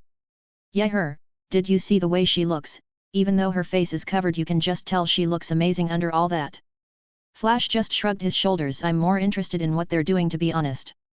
His friend just shook his head as they continued talking. To kill or not to kill, that is the question, Peter thought to himself hearing them. Well, mostly Flash's friend, not Flash himself. Peter turned towards Harry and said, "Tell me what you think after class, I'm going to sleep." And without any trouble, Peter went to sleep for the rest of the class. Chapter 36, Chapter 36. Third Person's POV. Peter continued sleeping through most of his classes, getting the much-needed sleep he needed. Lunchtime arrived, and Peter was sitting with all of his friends. Felicia was the first one to speak. "The app you made is really good, I personally like the idea of filters." Felicia took out her phone and grabbed both MJ and Gwen and started taking pictures together. It looks like Felicia got curious about it, when she heard me talking with Harry and decided to try it out. I'm glad she liked it, Peter thought while eating his lunch. They started testing out the different kinds of filters and laughing hysterically, while bringing Peter and Harry into the mix. They spent the rest of the lunch period just talking and laughing together. They then had to go back to class together, and just like that the school day quickly ended. When they were leaving, Peter pulled MJ aside and told her to get on his bike. Although confused, she obeyed and got on. Once she was on, Peter pedaled away. "What's going on, Peter? Home's the other direction," she asked. Peter sighed as he continued pedaling. "I'm treating you to something to eat, as an apology." "What? What are you apologizing for?" Now MJ was getting really confused. "It's for scaring you. With what happened a few days ago with your dad, I haven't really had the chance to properly apologize. So I decided that to apologize I'll take you to your favorite place to eat." MJ, hearing that they were going to her favorite place, gasped in excitement. "Really?" She then suppressed her excitement and said with a sigh, "Peter, you don't have to, that's not something you have to apologize for, you were only protecting me. Just cause I was doing it to protect you doesn't make it right for me to scare you." MJ, hearing this, sighed one more time, wrapping her arms around Peter much tighter than before and leaned her head on his back. "This big dummy. He's making it hard not to fall in love with him more, he's way too good to me." But as she hugged him tighter, she started noticing his muscles under his sweater and shirt. "Whoa. I know he works out and all, but whoa." To get her mind away from dirty thoughts, she asked, "What about Gwen? Won't she get mad that I went out with you alone?" "Ah, don't worry about that. I already asked her about it last night, she was okay with it," she said, and I quote, "That's very generous of you, Peter, go ahead, I don't have any problems with it. Thank you for asking me about it first." End quote. You sure she wasn't lying about it so she wouldn't hurt your feelings or appear controlling? Some girls would hide their feelings on the matter, you know. "Don't worry about it, I plan on making it up to her and take her on a date." "I see," was all MJ said. After a few more minutes of riding around, they soon arrived in front of a Mexican restaurant called Joey Q's. Seeing where they stopped, MJ got excited once again. "So you do remember? I thought you were just saying that to make me say my favorite restaurant and take me there." When they sat down, MJ started kicking her feet like a little girl while looking at the menu. So many good options, it's hard to choose." "Wait," MJ said as she stopped kicking her feet, "what's the budget?" Peter looked at her in confusion and smirked at her teasingly. "Budget? Honey, there's no such thing as a budget when I'm around. You can call me Peter Sugar Daddy Parker for this outing." MJ's face went as red as her hair. She reached over the table and started beating Peter up with the menu. "You rogue. Don't say just weird things so casually, don't you have any shame?" Peter just laughed as he defended himself from the attacks. When she was done, MJ was huffing and puffing, which she then pouted and buried her head in the menu. She then peeked over the menu and cautiously asked, "Are you sure there isn't a budget?" Peter just softly nodded. "Order whatever you want, remember this is my treat to you." MJ shyly nodded her head and buried her head in the menu once again, having trouble deciding. After a few minutes, the waiter was called over and asked for our order. When MJ and I placed our order, the waiter nodded and said it shall be done shortly. While waiting for the food, Peter asked, so when do you plan on starting your journalist career? Hearing his question, MJ smiled widely. I'm glad you asked, I already put in an application for an internship at the Daily Bugle. I'm just waiting for it to get accepted. What? Why didn't you say anything? That's big news. Peter asked with a smile, clearly happy for MJ. MJ grew shy as she said, well, I wanted my name to appear on the paper so I could show it to the others. I want it to be a big surprise. While they continued talking, their food quickly arrived.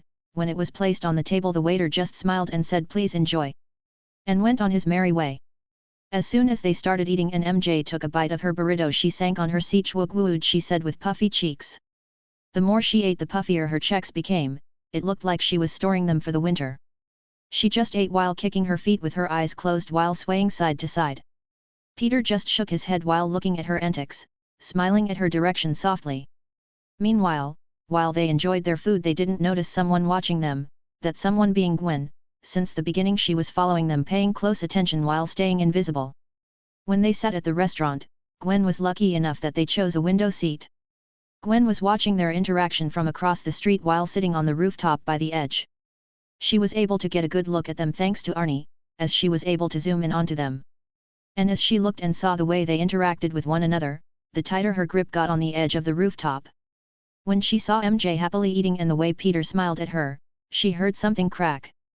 At first she thought it was something within her, but as she looked down, she saw pieces of the edge of the rooftop in her hands. Seeing them, she let out a saddened sigh as she threw the rebel back on the roof. Am I seriously going to lose him? Am I going to lose Peter? Gwen thought to herself with her head down, as she let out a sigh. She then shook her head and slapped both her cheeks. Snap out of it, Gwen. Peter wouldn't do that. He wouldn't leave you. Right. Chapter 37, Chapter 37. Third person's POV. After both Peter and MJ finished eating, they leaned back on where they were sitting. MJ let out a satisfied sigh as she patted her stomach. That was truly amazing. I don't think I am able to get up. If I lay down in bed, I might go into a food coma. Peter then called the waiter over and asked for the check and a bags for the leftovers due to how much they ordered. When everything was paid for and everything was packed, they left the restaurant, not before leaving a small tip for their services. When Peter started riding her home, MJ kept bobbing her head, trying not to fall asleep due to how relaxed and full she was. Silently, they both enjoyed the bike ride home. When they arrived, Peter handed her share of the leftovers. Peter was leaning his hands on the handlebar of his bike as he smiled towards MJ. Hope you enjoyed yourself. MJ nodded her head with a smile of her own. I had fun, thank you, Peter. She then started twiddling with her thumb as she shyly asked, can we do it again, another time, together? Peter just smirked as he nodded his head. Sure, I don't see a problem with that. MJ then did something on instinct. She felt her body move on its own. She went and gave Peter a kiss on the cheek. Then turned around and ran inside and quickly shut the door. Peter held his cheek where MJ kissed it and let out a sigh before going to put his bike away. Meanwhile, MJ was leaning against the closed door with a bright red face. She held her cheeks as she said to herself, why did I do that, MJ, you stupid idiot, stupid feelings getting the better of me. MJ then slipped against the door and sat on the floor and wrapped her arms around her knees and buried her head between them. Gwen, who was watching everything from a tree and through a window towards MJ's house, giving her the perfect viewpoint towards the front door, let out a sigh.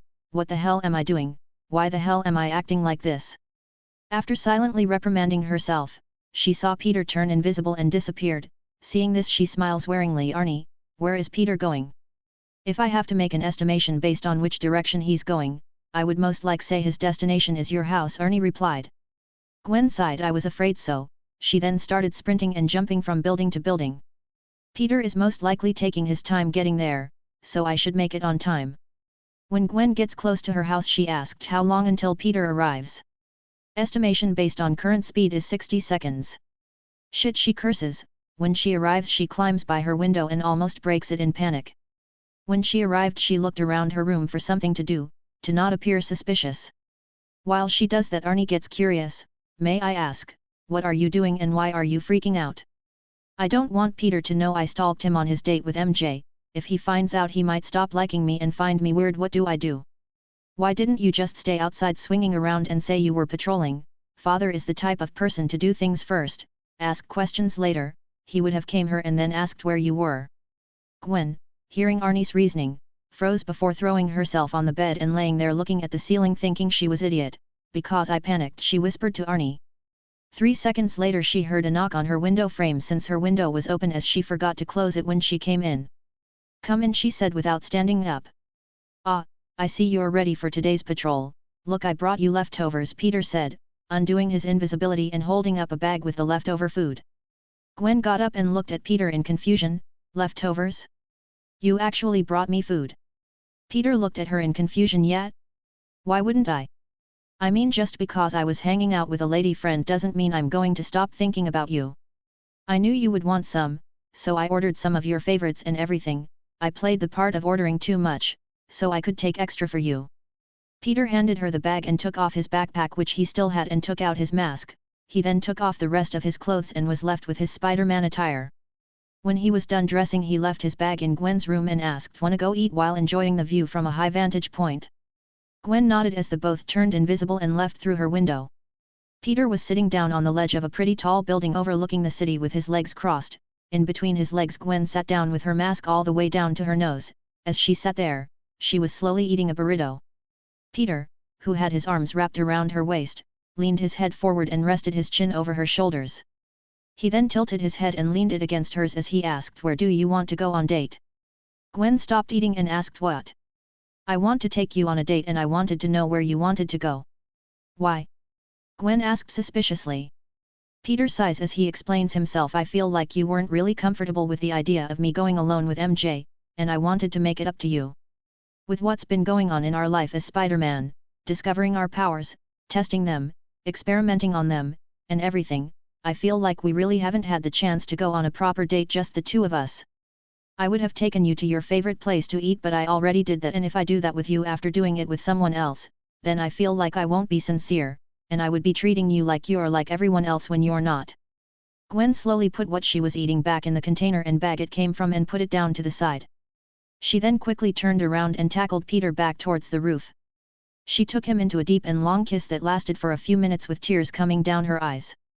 Peter, seeing her cry, stopped and softly asked what's wrong, with a hint of concern in his voice. But before she could say anything, Arnie interjected, "Forgive me for intruding and disrupting your time together, but you guys need to see this." Arnie then showed them live footage of a man walking out of a bank with bags of money in his hand, when the cops told him to drop the money on the ground and put his heads up before they resort to violence. The man didn't listen and continued walking without changing expression. Seeing this, they had no choice but to fire their weapon. When the first gunshot was shot, the bullet went right through his leg. Instead of blood coming out, a bit of sand fell before it went back and healed itself back together again. Seeing this, the cops grew scared and started shooting more shots, but the bullets would just create holes in him that would quickly reformed. Chapter 38, Chapter 38. Third person's POV. Are you kidding me, Sandman? Sandman is my first actual real villain. Peter thought. Gwen sighed as she didn't get the chance to confess but still stood up. She went and ate the last piece of what she was eating and pulled down her mask. Peter and Gwen looked at each other as Peter said, "It looks like we're going to be fighting our very first supervillain. Are you ready?" Gwen nodded, as both Peter and Gwen jumped off right from the rooftop, causing the pedestrians on the bottom to let out a scream thinking they were deleting themselves. Both Gwen and Peter then whipped their webs to the closest building and swung away, much to the relief of the people below. While swinging, Gwen got low enough and dumped bags where the leftovers came from into the closest bin and swung away. While swinging, Gwen asked, "So what's the current situation, Arnie?" "The main offender has already started to retaliate.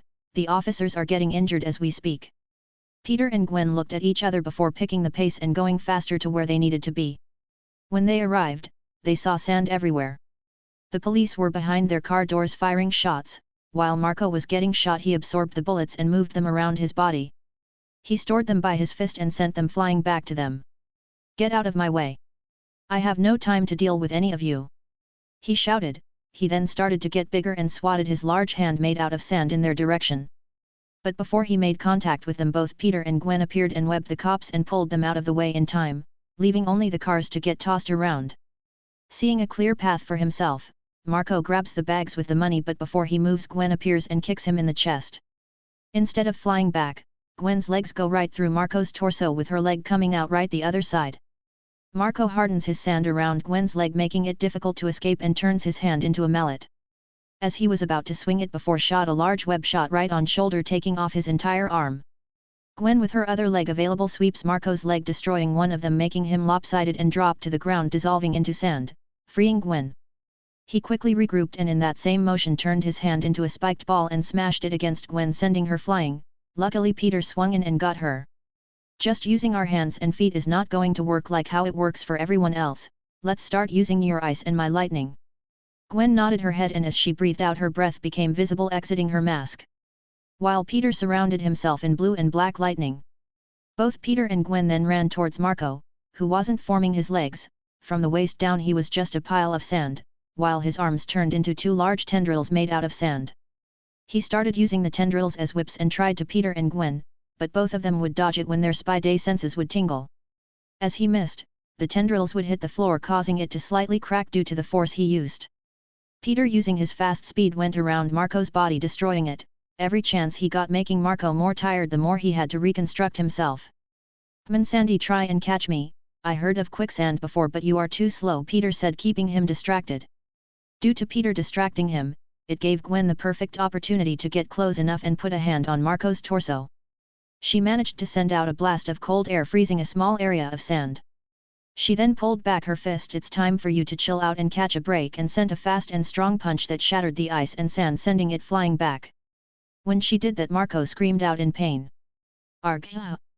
He turned his hand into a giant palm and slammed it down where Gwen was.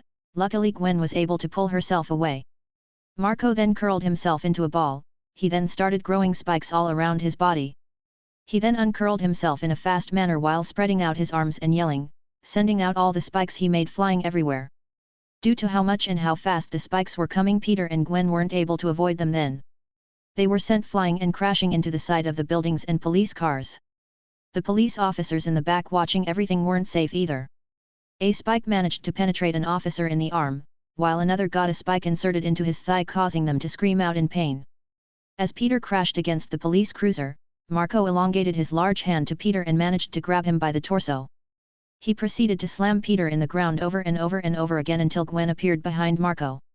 She sent out a blast of cold air that froze Marco's entire shoulder, breaking it apart and releasing Peter. "Hey Ghost Spider, for our next date let's not do the beach. I'm getting real sick of sand right about now," Peter said on the ground, looking at the sky. With a sigh he shoots up from the ground, surrounded himself with electricity and ran towards Marco. He then injected his hands inside his torso and said, "Some villains just need the right amount of shock therapy to set them on the right path." Peter sent a jolt of electricity inside the Sandman, crystallizing his insides. Marco lets out another painful scream as his insides shattered and crumbled. Marco started looking scared as he tried lifting his hands up, but they quickly fell off his torso and turned into sand. "No. I have to save my daughter. I can't die like this." Every part of Sandman's body slowly started crumbling until all that was left was a pile of sand on top of the bags of money. Peter looked at everything in shock. "He's dead? No, that can't be. How? I didn't use a lot of power, at least I don't think so, so how?" Peter's thoughts were a jumbled mess at the moment while looking at his hands. "I killed a man, no. What have I done?" "Spider-Man," Gwen said as she appeared next to him and softly put a hand on his arm. "Let's go help the others first. When we finish we can talk about what happened if you are in the mood to do so." Peter let out a long-winded sigh and nodded his head. As he went and don't a step forward he was brought to his knee. "Ugh, damn, looks like that beating I took plus the amount of electricity I used to it out of me." Gwen then went under Peter's arms and lifted him up and slowly walked him towards the injured officers. When they arrived, both Gwen and Peter started wrapping their wounds with their webs. Peter tightened the webs to the last injured one, stopping blood from escaping his wounds there. "That should do it, although it should only hold until you can seek medical assistance, so be careful." The officer nodded his head. "Thank you, Spider-Man." Peter nodded his head and with a sigh and reluctance turned back to look at what was left of Marco, except there was nothing there. No sand, no bags of money. Peter stood there staring at the empty street for a while before he snapped. "That bastard, he was playing dead. Here I was blaming myself for his death. And he was playing dead. Arg, that bastard, that stupid sand, man, the next time I see him he's going to be a sandwoman by time I'm done with him."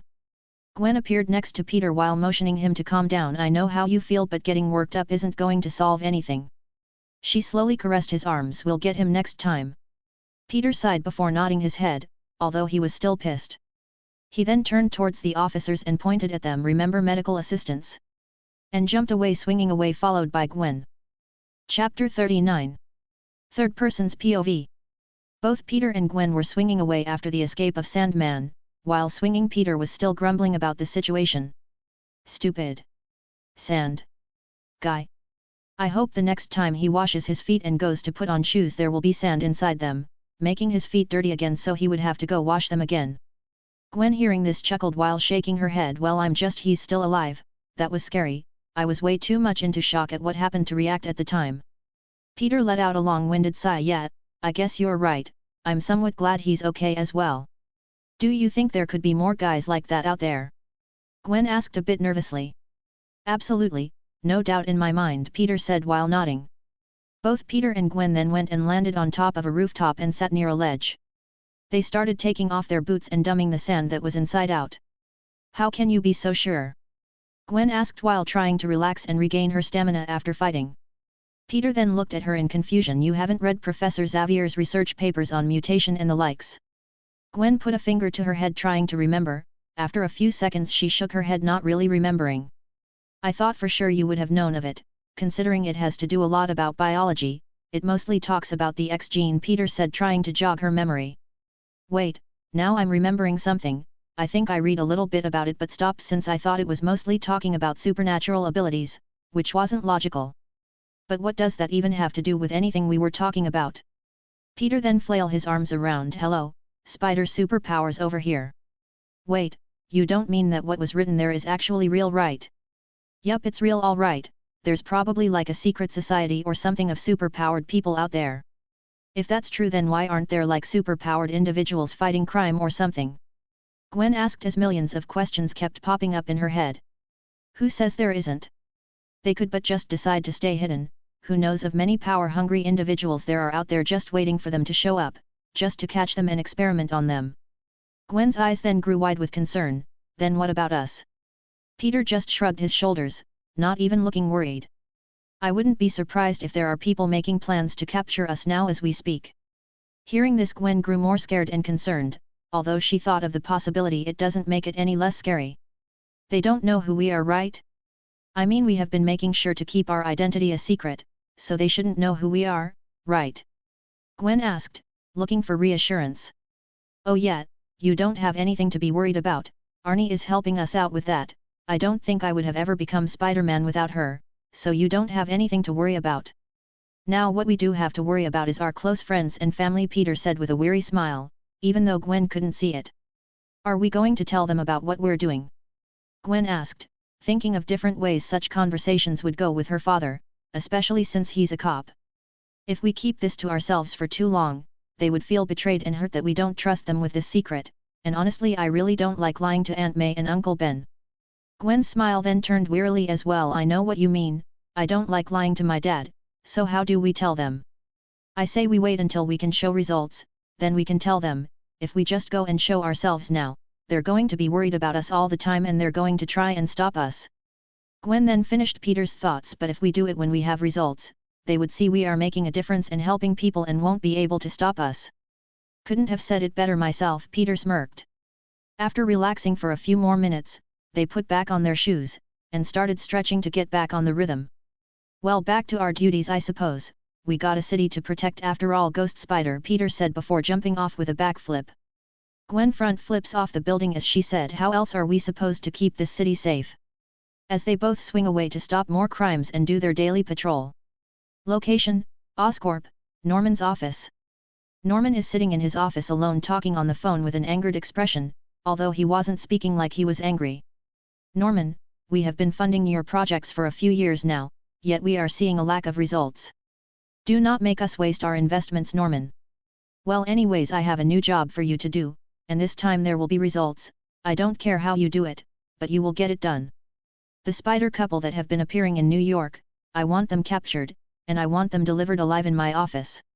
Use any means necessary to get the job done, and shall you fail, you can forget about receiving any more funds. How about this as a good motivation? Shall you succeed, will quadruple the amount of money you are receiving and make it worth your wildest imagination. Through gritted teeth Norman replied, it shall be done, you don't have anything to worry about. Good, I expect great things from you, Norman Osborn. Hail Hydra! Hail Hydra, Norman replied. Chapter 40. Third Person's POV.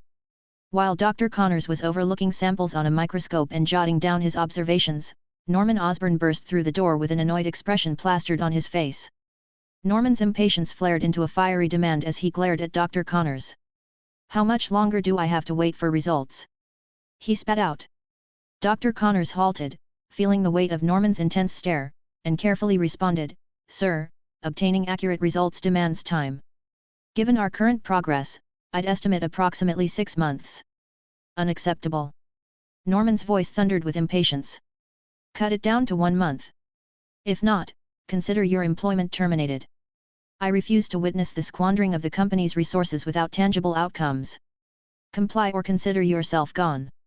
As soon as Norman heard himself say this, his expression went from annoyance to rage all in the span of a second. God damn it, I sounded just like that asshole. Bastards treating me like subordinate and telling what to do. When Dr. Connors saw Norman's expression, he grew uneasy, thinking he was mad at him. But sir, it's impossible, we have to get it approved for testing, and human subjects, and it's not even close to being complete. Norman, who already had his back turned, didn't even respond to that. He simply yelled out 1 month and slammed the door shut. Dr. Connors had his only hand over his face as he let out a long and heavy sigh. What am I going to do? He muttered while leaning his only elbow on the table. As he looked down at his table and working section, he saw the notes of what he was working on, as well as all the side notes. His were then drawn on one word: axolotl. After looking at it for a short while, he let out another sigh and shook his head. I'll leave it as a last resort. 1 week later. Peter is seen sitting on his chair in front of a big screen monitor inside his secret hideout. Arnie, it's been a week, tell me how many people have downloaded all of our apps and how much money we have made. Calculation. Instagram, 500,000 downloads, revenue, pending. Angry Birds, 14,000 downloads, revenue, $500. Candy Crush, 100,000 downloads, revenue, $5,100. Floppy Bird, 80,000 downloads, revenue, pending. Subway Surfer, 70,000 downloads, revenue, $3,000. Peter, seeing this side, can't really complain. It's only been a week, so there aren't a lot of people paying for advertisements. Making close to 10,000 in just a week is a lot, objectively speaking. Peter then started spinning around in his chair, thinking about what to do. Arnie, what's the status on our Sandman? There hasn't been any moves with him since our first encounter with him. Scanning all available footage. After escaping from your encounter with him, the first thing he did was use the money for his daughter's treatment, so for the past week he mostly visits his daughter at the hospital. Apart from that, he mostly lives in his rented apartment. He has shown no signs so far of doing any criminal activities. Just keep me informed if he starts doing anything suspicious, cause I didn't just build a powerful vacuum, the Gok 3000, to capture him for nothing. That is still a terrible name. Even Ms. Stacy start beating you with a stick when she heard of it and started calling you a pervert. Peter raised a brow at Arnie's slip up. Did she almost call Gwen mom/mother? That's adorable. After a few seconds of awkward silence, Arnie decided to say, Father, can I ask you a question? Yes. Peter replied, dragging out the response. Why aren't you going after him? We know his current location and where he is going, so why not stop him before he does anything else? Peter, hearing this, sighed and put on a weary expression. The answer is quite simple, it's because of his daughter, she is still recovering from her surgery. What if I go and capture her father and it makes her unwell or something? I would then feel quite responsible. So I'm giving him one more chance, even though I say that, I know he's going to go steal something again later on, but by that time it would be because of his greed and not because of his responsibility as a father. I understand, Father, Arnie says, even though she isn't alive. One could just tell she was nodding her head by the tone of her voice. Hey Arnie, what is Gwen currently up to? Peter asked, bored. If he doesn't find anything to do in the next minute, he would probably just go and start superheroing again. She is currently out shopping with Ms. Watson and Ms. Hardy. I can't even call Harry. Ever since his date with Liz went without a hitch, he spends most of the time after school with her. Pete then stood up and grabbed his mask that was on the table and put it on and left the hideout. And went on swinging towards the city of New York, while swinging Peter with a smirk said Arnie put on JJJ's radio show to give me some motivation. As Spider-Man swung through the cityscape, executing graceful arcs and dazzling acrobatics between skyscrapers. His fluid movements matched the rhythm of the city, a ballet in the air. In his high-tech suit, Spider-Man listened to J. Jonah Jameson's radio show blasting through his mask's HUD. JJJ's distinct voice echoed, still harping on Spider-Man's and Ghost Spider's failure to capture Sandman a week earlier. I mean, really, folks, if we can't trust Spider-Man and Ghost Spider to catch a common criminal like the Sandman as people are dubbing him, how can we entrust our safety to them? It's a disgrace.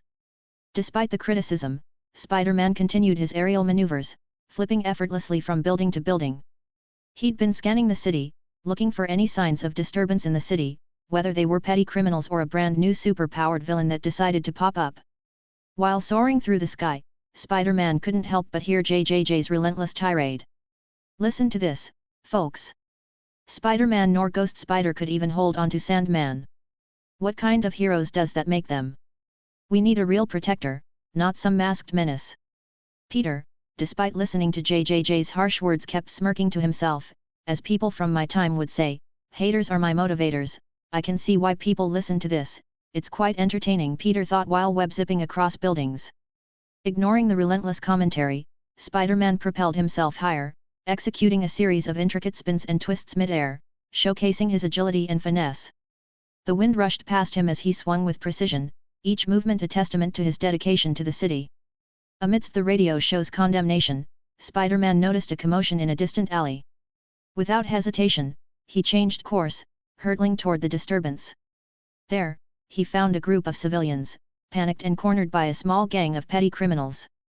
Without wasting a moment, Spider-Man swooped in, swiftly disarming the thugs and ensuring the safety of the civilians. As the police arrived to take the criminals into custody, Spider-Man disappeared into the sky, swinging away, back into the rhythmic motion of swinging through the city. Though JJJ's voice continued to blare in his ears, Spider-Man remained resolute. His duty was to protect the innocent, regardless of the relentless criticism. As he swung into the sky, he knew that the true measure of a hero was in actions, not the opinions of one man. Chapter 41. Third Person's POV. Another week later. Peter and Harry were seen walking together going to their next class. Harry turned to Peter and said, "Hey, listen to this, Liz is throwing a massive party at her house and is inviting mostly everyone, wanna go?" Peter looked at Harry in confusion. "A party? What for?"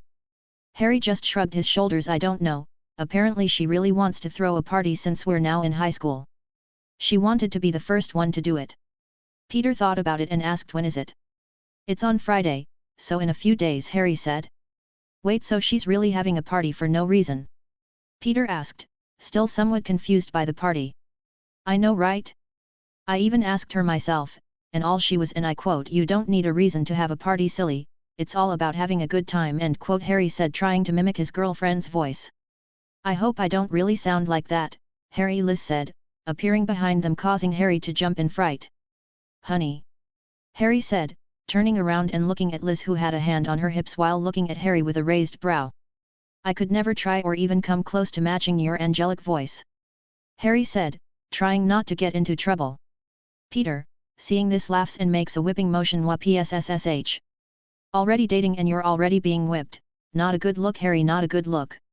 Harry rolls his eyes. "Oh please, like you're not the same with Gwen, you're even more whipped than me." Peter then puffed up his chest. "Oh please, I'll have you know I'm an alpha male, I'm the one with the pants in the relationship." "Is that right?" Gwen said, appearing right behind him in the same posture as Liz, with MJ and Felicia slightly behind her.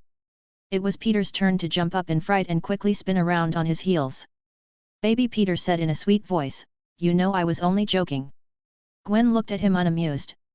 "MMMHMMM," she hummed with sass that would make any black woman do a double take, to make sure she really was a white woman. "I love you," Peter squeaked out, while Harry just laughed at him and returned Peter's whipping motion back onto him. "Ha! Who's whipped now?" Harry said rather smugly. Gwen just playfully scoffed before softly slapping him in the arm. She wrapped her hands around his arm and teased, "Let's just go to class, my alpha male, don't want to be too late." While Liz did the same with Harry and they started walking to class, with MJ and Felicia following a bit behind. Felicia nudged MJ to get her attention, and when she looked over to Felicia she saw her motioning a finger to her open mouth with her tongue sticking out and making a gagging expression, causing them to start laughing, as MJ felt the same way about their situation. And while walking to class, Liz asked, "Making sure so you're all coming to the party, right?" Peter looked at Gwen, who just shrugged her shoulders, motioning that she didn't care either way for him to decide. Peter nodded his head. "Sure, it sounds fun." The others nodded as well, while Felicia commented, "It's only been almost a month since I got here and I'm already invited to a party, I must be really popular," causing the others to snicker at her comment. "Is it themed or something?" MJ asked. "Nope, it's just a fun party," she said, while MJ just nodded at that. They soon reached their class and sat down where they regularly sit. And as they sat down the bell rang, which made the teacher start their lesson. And as soon as their lesson started, Peter's and Gwen's phone buzzed at the time. When they checked it they saw Arnie's warning message. "A great car collision.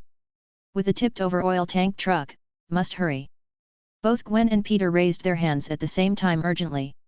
The teacher looked at them with a question look. "Do you guys have any questions? I barely started the lesson." They both then spoke at the same time. "Can I use the bathroom?" You both need to use the bathroom at the same time." "Yup," they both said in sync. "I don't know, can you?" "Yes I can," they both said at the same time and grabbed their bags and sped walk out of there. The teacher could only look at them in shock, and as they walked out the door he realized what happened. "Wait! You can't do that! Get back here!" But they were already gone.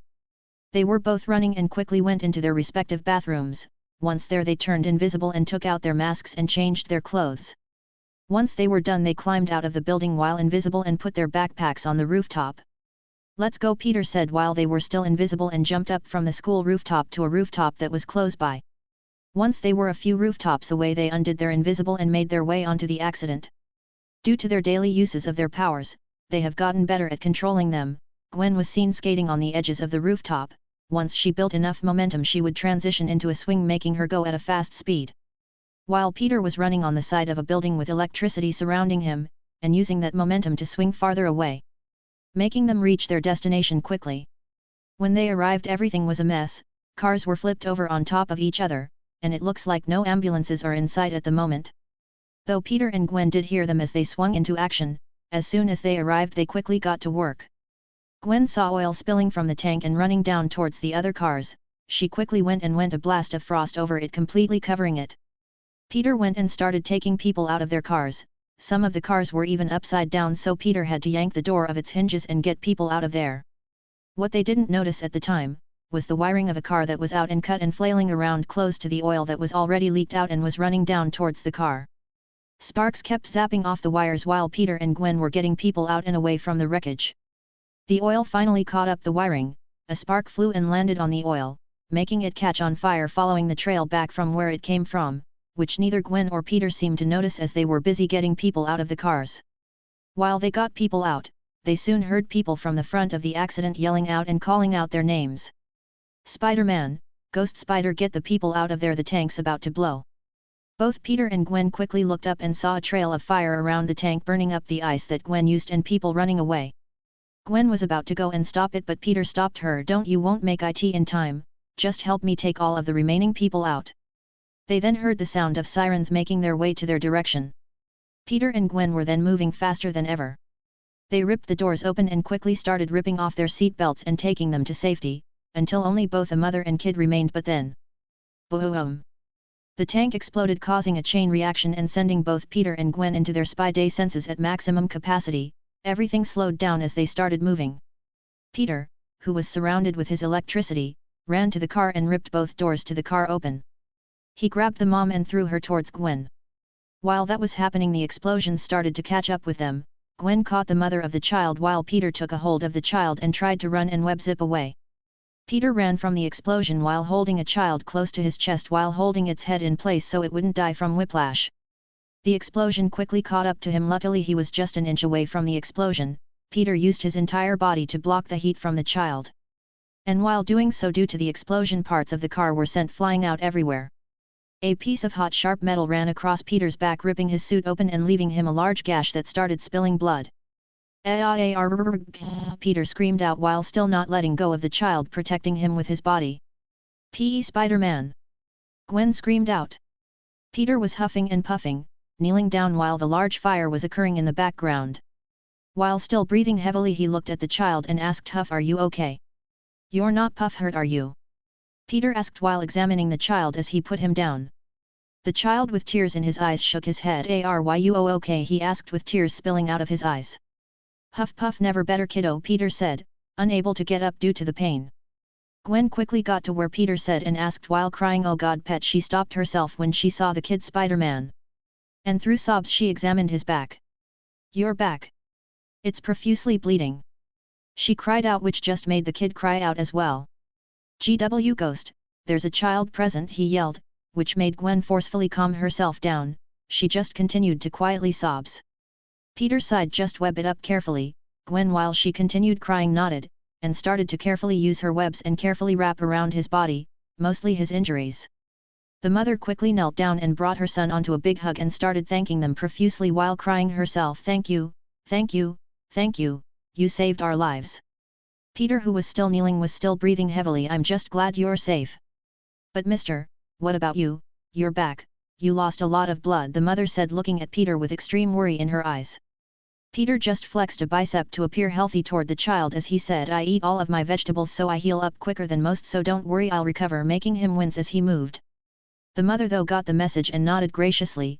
"I wish I could hug you right now and express my thanks, but your condition. A high five could do, don't you think?" Peter joked while Gwen still attended to his wounds.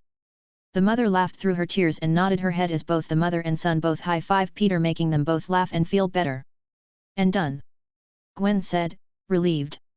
Can you please help me up?" Peter asked Gwen. Gwen nodded and knelt down in her head underneath Peter's arm and started to help him up. Making him wince all the way up, Peter started limping towards the crowd who watched everything. They all then started to clap and cry out softly. The applause then started increasing, causing some of them to yell, "Thank you Spider-Man, thank you Ghost Spider, we wouldn't have been alive if it wasn't for you. Hope you get better Spider-Man. Please get some rest. You guys deserve it." Peter just waved, as he started walking with Gwen's support. "Let's leave," Peter whispered into her ear, to which Gwen nodded as they both webbed to the closest building and started swinging away, although it was really difficult for Peter. Chapter 42. Third Person's POV. Once they were a few buildings away, they decided to turn invisible and land on top of a rooftop. "Gwen, I need you to do me a favor," Peter said, sitting unable to deal with the pain at the moment due to the amount of swinging he just did. "What is it, Peter?" Gwen asked worriedly. "I need you to go back while invisible and clean out all the blood." "Why? I mean I know why, but I still don't think they would be actively looking to clone us right now, we're barely known, it just seems weird." Gwen asked, confused. Peter then looked at her and blinked for a few seconds. Sigh, "I really envy your positivity and optimism on the potential of people. I just don't want a clone of myself running around in the future, who I would then have to catch and then teach moral ethics to." Gwen reluctantly nodded and said, "Just wait here for me." Peter nodded and waited for Gwen. After a few minutes of waiting, Gwen returned with a Ziploc bag with a metal shard with Peter's blood on it. "Luckily I got it on time, it was about to be driven away for examination," Gwen said with a hint of relief in her voice. "Did you clean the blood that splattered everywhere?" Peter asked anxiously. "Yup, I had Arnie scan the area and after I was done freezing it to bits, it was all clear." Peter let out a sigh of relief. "Come on, we have to go to school, we're going to be in so much trouble." Gwen then hung her head. "Dad's going to kill us. I can already hear him already. Because of that punk, you have been behaving badly and not going to a lot of your classes recently," Gwen said while doing an impression of her dad. Peter just chuckled. "Let's get going, we'll have to deal with detention later on the day, so it's better to get this over with quickly." Gwen nodded her head as they started to swing away back to school. They turned invisible once again when they got close by and climbed their way on the roof where they left their bags. After grabbing their bag, they quickly made their way into the bathroom from the window and started changing inside the stall, while Gwen put the metal shard inside her bag. When they were finished, they came out of their bathroom at the same time and raised to class, and as they went in and opened the door, the bell rang signifying the end of their class. The teacher looked towards the door with an unamused expression. "What perfect time for the two of you to join detention after school, the two of you, not any second later." Both Peter and Gwen hung their head. "Yes, Mr. Patrick," both of them said at the same. Everyone then started walking out of the classroom and started heading towards the lunchroom. While walking towards the cafeteria, Peter and Harry were walking behind everyone talking. Where do you and Gwen keep disappearing recently? You two couldn't possibly be doing it in school. Peter, who had his bag over his good shoulder, just shook his head with a smile as he just said, we were just busy with something. Harry just gave Peter a teasing smirk as he slapped Peter on the back. Peter, my ma. Arg. Peter quickly covered his mouth and winced into his mouth with tears in his eyes. Harry, I'm going to fucking castrate you, fuck. Harry, when he slapped Peter's back, felt something wet on his hand, and when he looked at it, he saw it was stained with blood. His eyes widened in shock as he started to breathe heavily while looking at his blood-stained hand shakily. He then was about to scream out in panic, but before he could do that, Peter quickly got in front of Harry to cover his now blood-stained back. Don't scream out or anything, sigh, hide your hands and follow me to the bathroom, stay behind me so my back isn't seen, quickly. Harry wanted to ask a million questions but chose to follow Peter's orders as they sped walk towards the bathroom. As they arrived, Peter was glad it was empty. Once inside, Peter locked the door. And as he did, questions just kept coming out of Harry's mouth. What the hell, Peter? You're bleeding. It doesn't look good. Do you want me to call the ambulance or something? What happened? Why are you like this? I'm pretty sure you weren't like this before you left with Gwen. Just what the hell is going on? Harry, if you don't shut up in the next 5 seconds, I'm going to punch you in the throat, Peter said calmly. Wash your hands, Peter said while pointing at the sink. Harry, although still in a state of shock, nodded his head and did what he was told. Please, Peter, I'm really worried here. Just what is going on? Harry said while washing the blood off his hand. Peter slowly took off his shirt and showed Harry his webbed-up back. Seeing this, Harry took out his phone and was about to call an ambulance at what he was seeing, but Peter shot his web and yanked the phone off his hands. Harry looked at his hands in shock before looking up, and once he took a better look at Peter's back, and saw what he was wearing underneath his shirt, Harry almost yelled out, Spider-Man! But Peter reacted quickly. He shot a web, webbing Harry's mouth up. Don't worry about it, I said, there's no need to call anybody, it'll heal, but I'll need your help. And yes, I'm Spider-Man. Harry was in so much shock he didn't know what to say at this point. It was almost overwhelming. Harry then started to connect the dots. He ripped off the webs from his mouth with a disgusted look before saying, wait, if you're Spider-Man, then that means Gwen is, oh my god. My friends are vigilantes, Harry said, unsure of what to do with that information, but then he remembered Peter said he needed his help. Harry was terribly confused about everything that was going on. Although he's slowly getting it, it still doesn't make it any less confusing. But still nodded his head. He's seeing his best friend bleeding out, of course he's going to do everything in his power to help. Peter pulled up his sleeve and grabbed the bracelet he always wears. He took it off and threw it to Harry, who caught it with 2 hands. What do you want me to do with this? Harry said while looking at Peter strangely. You're not hallucinating due to blood loss, are you? When I punch your face for slapping me in the back, then we'll see who's hallucinating. Just put that damn thing on, Peter said, a bit irritated. Harry just put it on and looked at Peter, tilting his head. What now? Flick your wrist, Peter said. Harry nodded while still looking at Peter strangely and flicked his wrist, and as he did, the bracelet started expanding slightly and with a small button was placed at the middle of his palm. Whoa! Harry said, shocked, looking at his wrist in fascination. Just what is this? He asked, examining every part of his wrist. It's my web shooter. Now Arnie, switch to first aid webs, Peter said as a hologram appeared all around Harry's wrist. The hologram then started rotating from different symbols. One of the symbol was a thunderbolt, another was a regular web design, another web design appeared, but this one appeared to be wet and drippy. Until it stopped at a bold cross and the hologram disappeared. Just how much are you hiding, Peter? Harry said in disbelief. Sigh, I'll explain everything later. For now, just follow what I say. I need you take off the webs on back. Harry slowly nodded his head and appeared behind Peter's back. He started to slowly take off Peter's back web, which was agonizing for him, and disgusting for Harry. Peter was holding onto the sink with shut eyes. While gripping the sink, it started to slightly crack due to the force of which Peter was holding it. With one final pull, Harry took out the last bit of web. Peter sighed once again before saying, now I need to aim at my back with the web shooters and press the middle button. It will release a thick web. These webs are bathed in disinfectants and other materials that help in sanitizing the wounds and help in better healing. Do not let go of the button, it will keep releasing the webs as he shoots it out.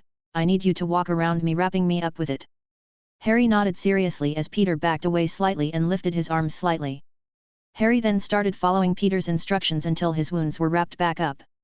Chapter 43. Third Person's POV. Harry continued spaying and wrapping around the first aid webs around Peter, and while doing so Harry asked, so who's Arnie? My AI I created, her full name is A.RAC.H.N.I.D. The hell? You have a fully functional AI? Where have you been keeping her all this time and for how long have you had her? 3 years now. I finished making her when I was 12 and I started making her since I was 7, Peter said while still lifting his arms. When he finished he lowered his head slightly and nervously asked, so who else knows? Peter hummed questioningly, while he went and grabbed his backpack from the floor and took out a spare shirt he always carries. Who else knows that you and Gwen are Spider-Man, Spider people? Harry asked with an awkward expression on his face. Believe or not, you're actually the very first person to ever know about it, Peter said. He then looked at Harry and saw him smiling to himself. Peter then gave Harry a teasing expression. Oh? Are you glad you're my first? Harry's gained a tiny blush on his cheeks as he says, shut up, we're best friends, you know literally everything about me, although I'm kinda sad you haven't told me what has been going on with you guys, I can understand why. So to be the first person you actually share this with is kinda nice. Peter turns to Harry and puts a hand on his shoulder and gains a really serious expression which makes Harry slightly nervous. Yet? He asked with a bit of apprehension. I'm already in a serious relationship with Gwen and I'm not into guys, and you just got into a serious relationship with Liz, you shouldn't cheat on her, so I'm sorry I can't accept your feelings. Harry stood stunned for a moment before slapping Peter's hand off his shoulder. Fuck you.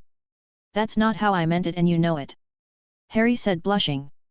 Bastard, he says as he watches Peter start doubling over in laughter. Harry just scoffed at Peter.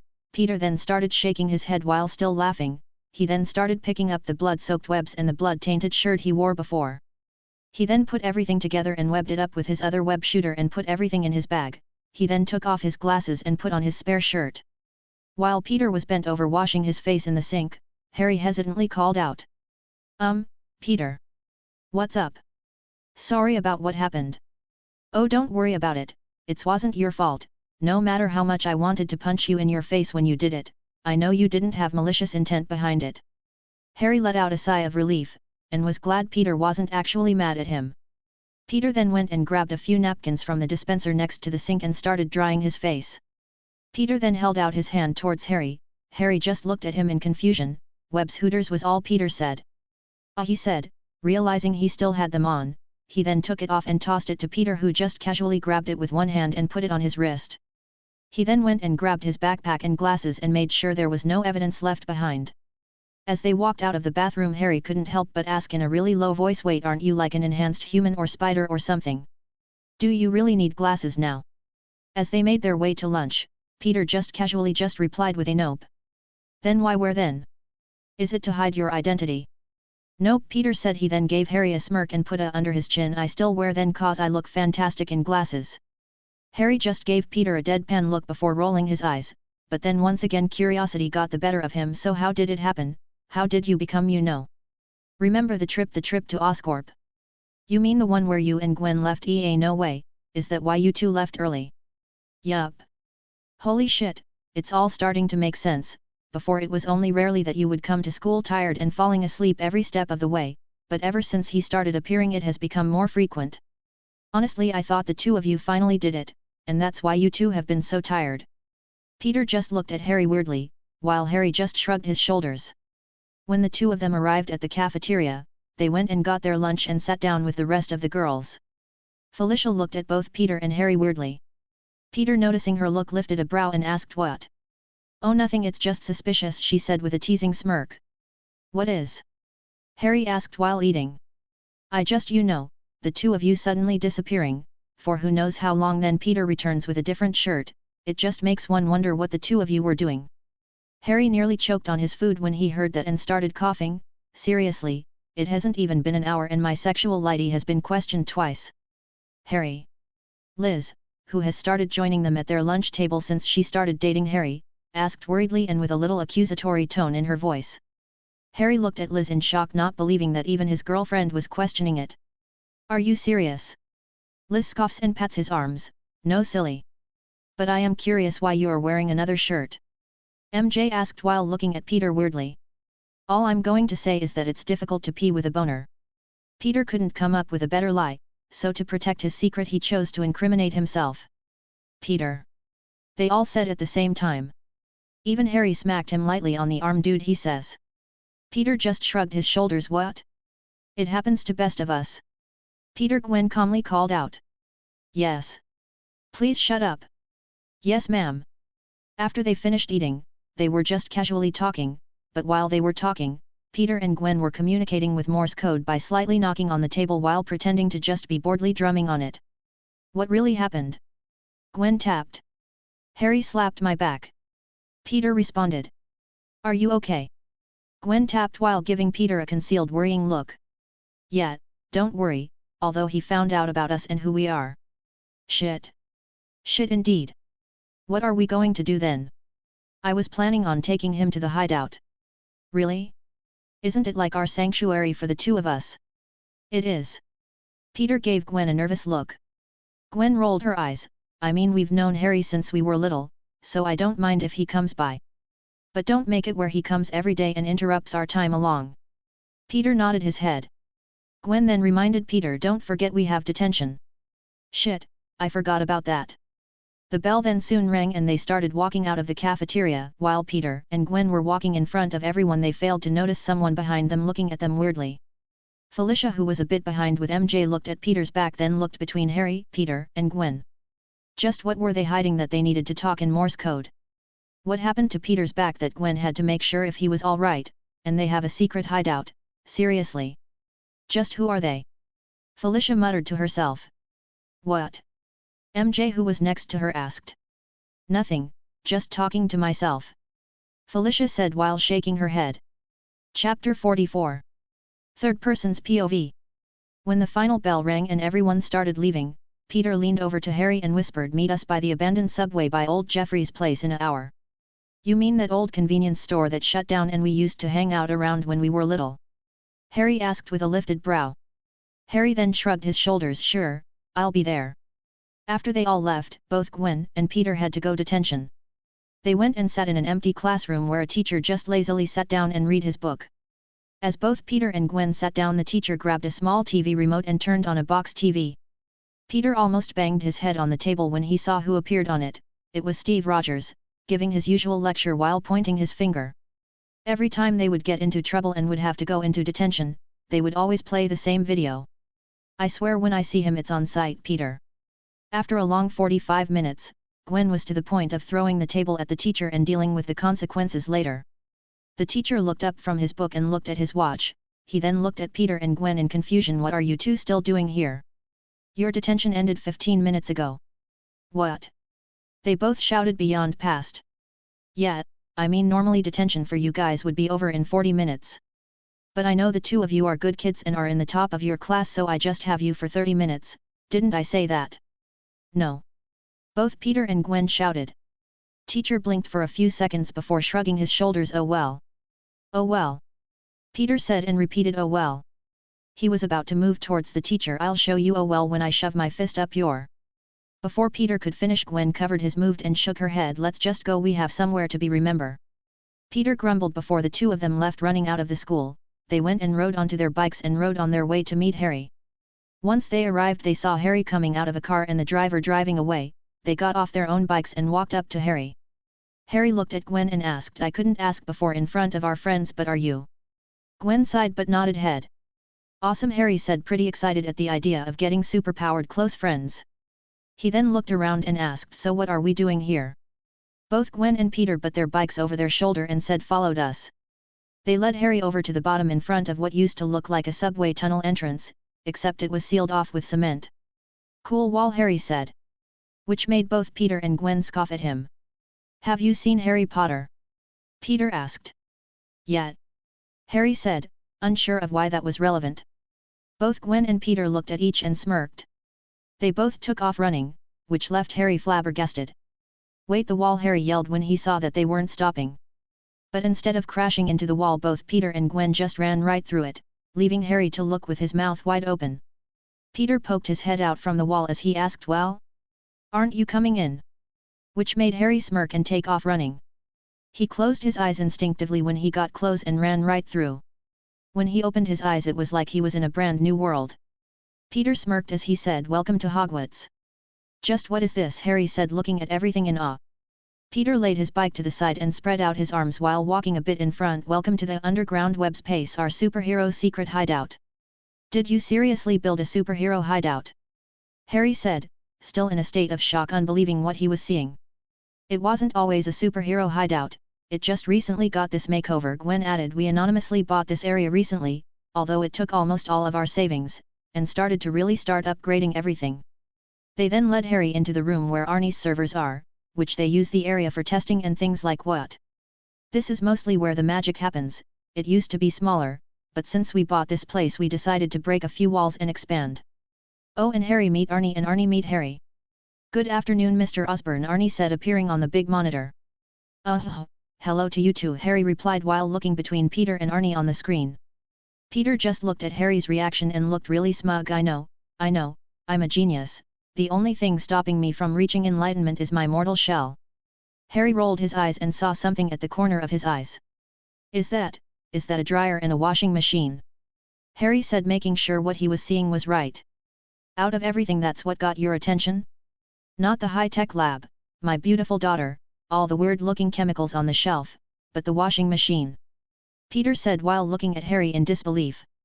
I mean, yeah. Harry then looked at Peter weirdly. What kind of secret hideout/lab has a washing machine just sitting right there?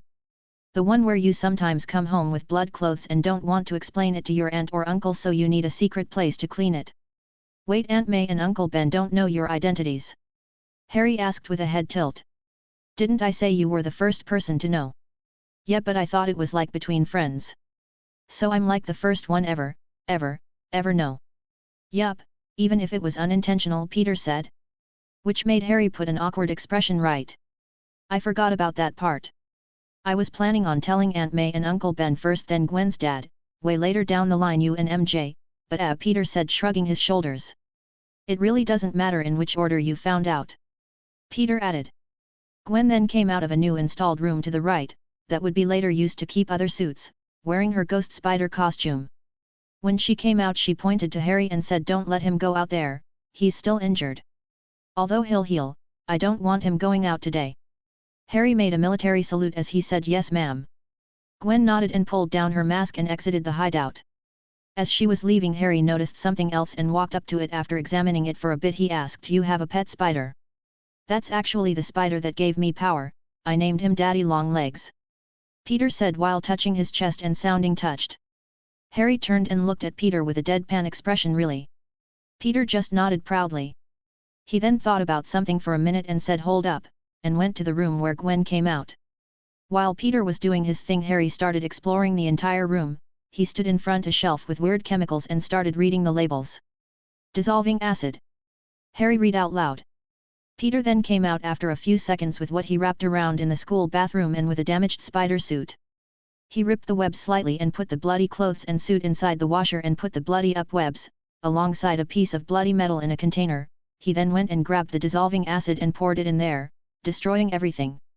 What was that for? Harry asked, confused. We don't know who is out there just waiting to get a hand on our blood, so we destroy every piece of evidence we get, Peter explained. Are there really people out there trying to get your blood? Harry asked worriedly. Peter nodded his head. More than you could ever think possible. Chapter 45. Third person's POV.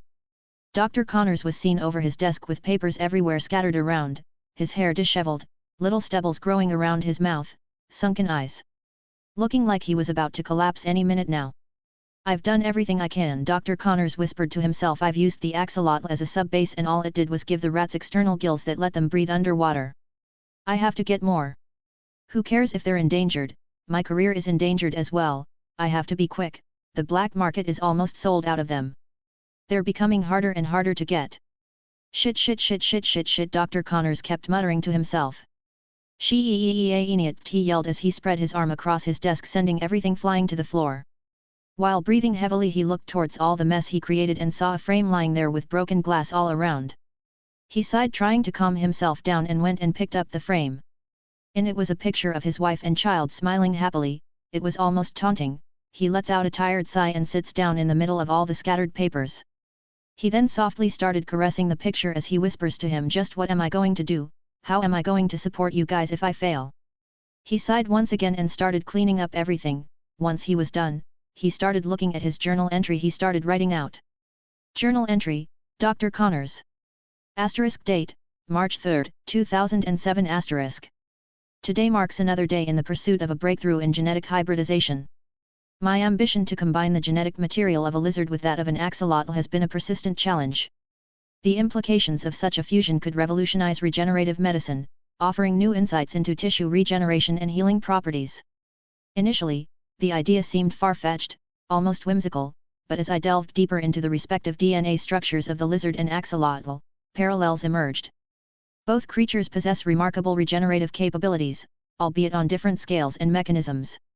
In my earlier attempts, the genetic sequences I spliced failed to merge harmoniously. The lizard's robustness and resilience clashed with the axolotl's regenerative prowess. Each time, I refined the process, adjusting recombination techniques and meticulously analyzing the DNA to identify the crucial elements responsible for regeneration. Several weeks into this endeavor, I observed promising preliminary results. Small-scale cellular experiments showed signs of successful integration, with tissues exhibiting initial regeneration patterns akin to the axolotl. Optimism surged within me as I expanded the scale of my experiments, moving from cellular to organismal levels. The breakthrough appeared imminent. Signs of hybridization emerged in the first experimental subjects. Encouraged by the initial positive responses, I further refined the genetic makeup, aiming for a perfect blend of both species' regenerative capacities. Excitement filled the laboratory as we monitored the subjects' progress, hoping for a successful integration of traits. However, as the days passed, anomalies began to surface. Instead of the expected synthesis of lizard resilience and axolotl regenerative properties, the organisms displayed unpredictable mutations. Limbs sprouted in odd places, and tissue growth became uncontrollable and misshapen. It was as if the DNA had rebelled against the imposed amalgamation, rejecting the forced union of these distinct species' genetic codes. Disheartenment and frustration settled in as my hopes crumbled. Despite meticulous adjustments and seemingly promising progress, the final outcome was a deviation from the intended fusion. The genetic structure I thought had succeeded turned out to be an unstable, aberrant hybrid, far from what I had envisioned. It's disheartening to acknowledge that despite the closeness I felt to achieving this groundbreaking fusion, the ultimate failure has left me questioning the feasibility of such a genetic merger. As a scientist, I understand the importance of setbacks in the pursuit of knowledge, yet this disappointment feels particularly profound. Nonetheless, this setback won't deter me. The quest for understanding and pushing the boundaries of genetic hybridization continues. I will re-evaluate my methods, analyze the data meticulously, and persist in this pursuit of merging lizard and axolotl DNA, for the potential benefits it could offer to science and humanity are too significant to abandon. I just wished I had more time. Sigh. Dr. Connors lowered his head. I just got 1 week left, I have to make it count for something. Dr. Connors slapped his cheek and started getting to work. Gwen was seen swinging through the city all alone without Peter, Arnie, any crime or help needed. But before Arnie could say anything, Gwen saw a little kid running towards the streets chasing after a ball and a car a couple feet away driving down the road. Arnie, fast webs, Gwen demanded. She used her web shooters and shot a web that flew fast and stuck onto the kid. Gwen pulled on the web, pulling the kid back as the car almost ran him over, making the kid land butt first on the floor. The car came to a screeching halt, but luckily the kid was already out of harm's way. Even if the car stopped, it would have still hit the kid. Luckily Gwen was at the right place and time. Gwen quickly landed and started lecturing the kid. Hey, that was very dangerous, you could have gotten yourself killed. The kid looked like he was still in shock after almost dying, so Gwen couldn't stay mad at him. She crouched down to the kid's eye leaf and said, "Here, I want you to pinky promise me something. Can you do it?" Gwen asked while sticking out her pinky. The kid nodded with tears in his eyes and wrapped his pinky around hers. "Now then, repeat after me. I pinky promise to look both ways before crossing the streets. I pinky promise to look both ways before crossing the streets," the boy softly recited with a now growing blush on his face. Gwen smirked as she nodded her head. She started ruffling the little boy's hair as she stood up. "Good, don't forget it, okay? After all, it's a pinky promise." The little boy, who still had his pinky out, nodded his head with the blush being present. Gwen then turned and shot her web towards the ball across the street and handed it to the kid. "Here, I think you dropped something." As she handed him the ball, she saw a woman come running down towards him with a worried look. Gwen pointed towards her and said, "Look, I think your mother is coming." "Well, Imago, I have people to save. Later, kid." Gwen then webbed away. Meanwhile the boy's mother came and wrapped him into a hug. "I saw what happened. You said you wouldn't cross the streets without permission or an adult supervision. The mother saw that the kid wasn't paying attention and just had a kind of bewildered look while holding out a pinky and holding the ball on his other hand. "Well, what do you have to say for yourself, mister?" "I think I'm in love," the boy muttered, catching the mother by surprise. "What? All right, Arnie, what's the agenda?" Gwen asked while swinging. "There are currently 2 police car chase happening simultaneously going in opposite directions. Okay, here's what we'll do, tell me which one is the most dangerous one and we'll take care of that one first. While you keep track of the other one. We have to improvise since Spider-Man isn't available. The most dangerous one is the one in the opposite direction getting further away from you." "Of course it is," Gwen muttered, turning around chasing after it. Chapter 46. Third person's POV. Gwen was swinging towards the speeding car that at a fast pace. While swinging she asked, "Okay Arnie, what's dangerous about this police chase?" "Based on the police report I've been able to gather, the reason the car is speeding is due to a bomb tied to its speed. If it stops the bomb would go off." "I see, so it has no choice but to go fast." "I'm on it," Gwen said as she picked up the speed. She started skating alongside the buildings to increase her speed. After a few minutes Gwen was able to catch up to the car. She got on top of the roof of a police car that was chasing it and knocked on the window of the driver. "Are you crazy? Get off from there. Can't you see we're busy?" Gwen rolled her eyes. "Yet I see that. I'm just here to warn you, I'm going to go up there and freeze the bomb." Gwen didn't stick around. She shot her webs towards the car in front of her and pulled herself on top of the roof. She knocked on the window, causing the female driver to lower the window. "Please help me," she cried with tears flowing down her face. "I'm just here to reassure you that everything would be all right." Gwen then crawled to the side of the car and looked under it. Under the car the bomb was with a speedometer going at 120 miles per hour with flashing red lights. Gwen shot a web towards it and brought it to her hands. Once it was in her hands, she used her ice abilities to completely freeze the bomb, stopping it from exploding temporarily. When she was done she informed the woman driving, "You can stop now." The woman let out an audible sigh of relief, which was followed by crying tears of joy. Thank you a million times," she said as she started slowing down and stopping at the side of the road. Which the police followed promptly after. Gwen got off of the car and took the bomb towards the police. As she approached, the police all took out their guns and aimed it at Gwen. "You are under arrest, drop the bomb now." "What?" Gwen shouted, "I was just going to give it to you." One of the police officers, while pointing his gun at Gwen, reached for his radio and said, "We are requesting backup, we have the vigilante in sight, she is currently in possession of a weapon threatening us as we speak." "What? No, I'm not. I just saved that woman's life," Gwen yelled as she took a step forward, but as she did a police officer fired a warning shot by her feet. "Take another step and we would have to engage, surrender peacefully, or be prepared for the consequences." Gwen killed her tongue. "You know what, fuck this." She laid the bomb on the ground and as she did the police officers started firing at her, which she easily dodged. She took a running start before swinging away. While swinging the police started firing at her, which she once again dodged using her spy day senses. While swinging Gwen said, "Arnie called Spider-Man." After a few seconds in the corner of her eye Peter's image appeared alongside him. Harry stood with a smirk on his face. "Yo-ho Ghost Spider, what's swinging?" Peter said with a satisfied expression, finally able to use that quid. Harry chuckled at that and patted Peter's shoulder. "Nice one." "I know right?" Peter smirked as he briefly looked at Harry. "Anyways, what's wrong?" Peter asked. Gwen sighed as she just said, "It's better if I showed you." Arnie sent him a clip of what just happened. While Gwen made her way towards the other car chase that was her opposite direction, Peter and Harry watched the video Arnie sent over. "The hell?" they both said at the same time. "What do you think is going on?" Harry asked. "Someone is probably trying to tarnish our reputation and name," Peter guessed while reviewing the clips. "Hey? Why would they do that?" Gwen asked as she swung. Harry had to look away to not get dizzy from watching Gwen's camera angles. "I can think of many reasons actually. Now for the most likely reason I don't know, we have to find that out.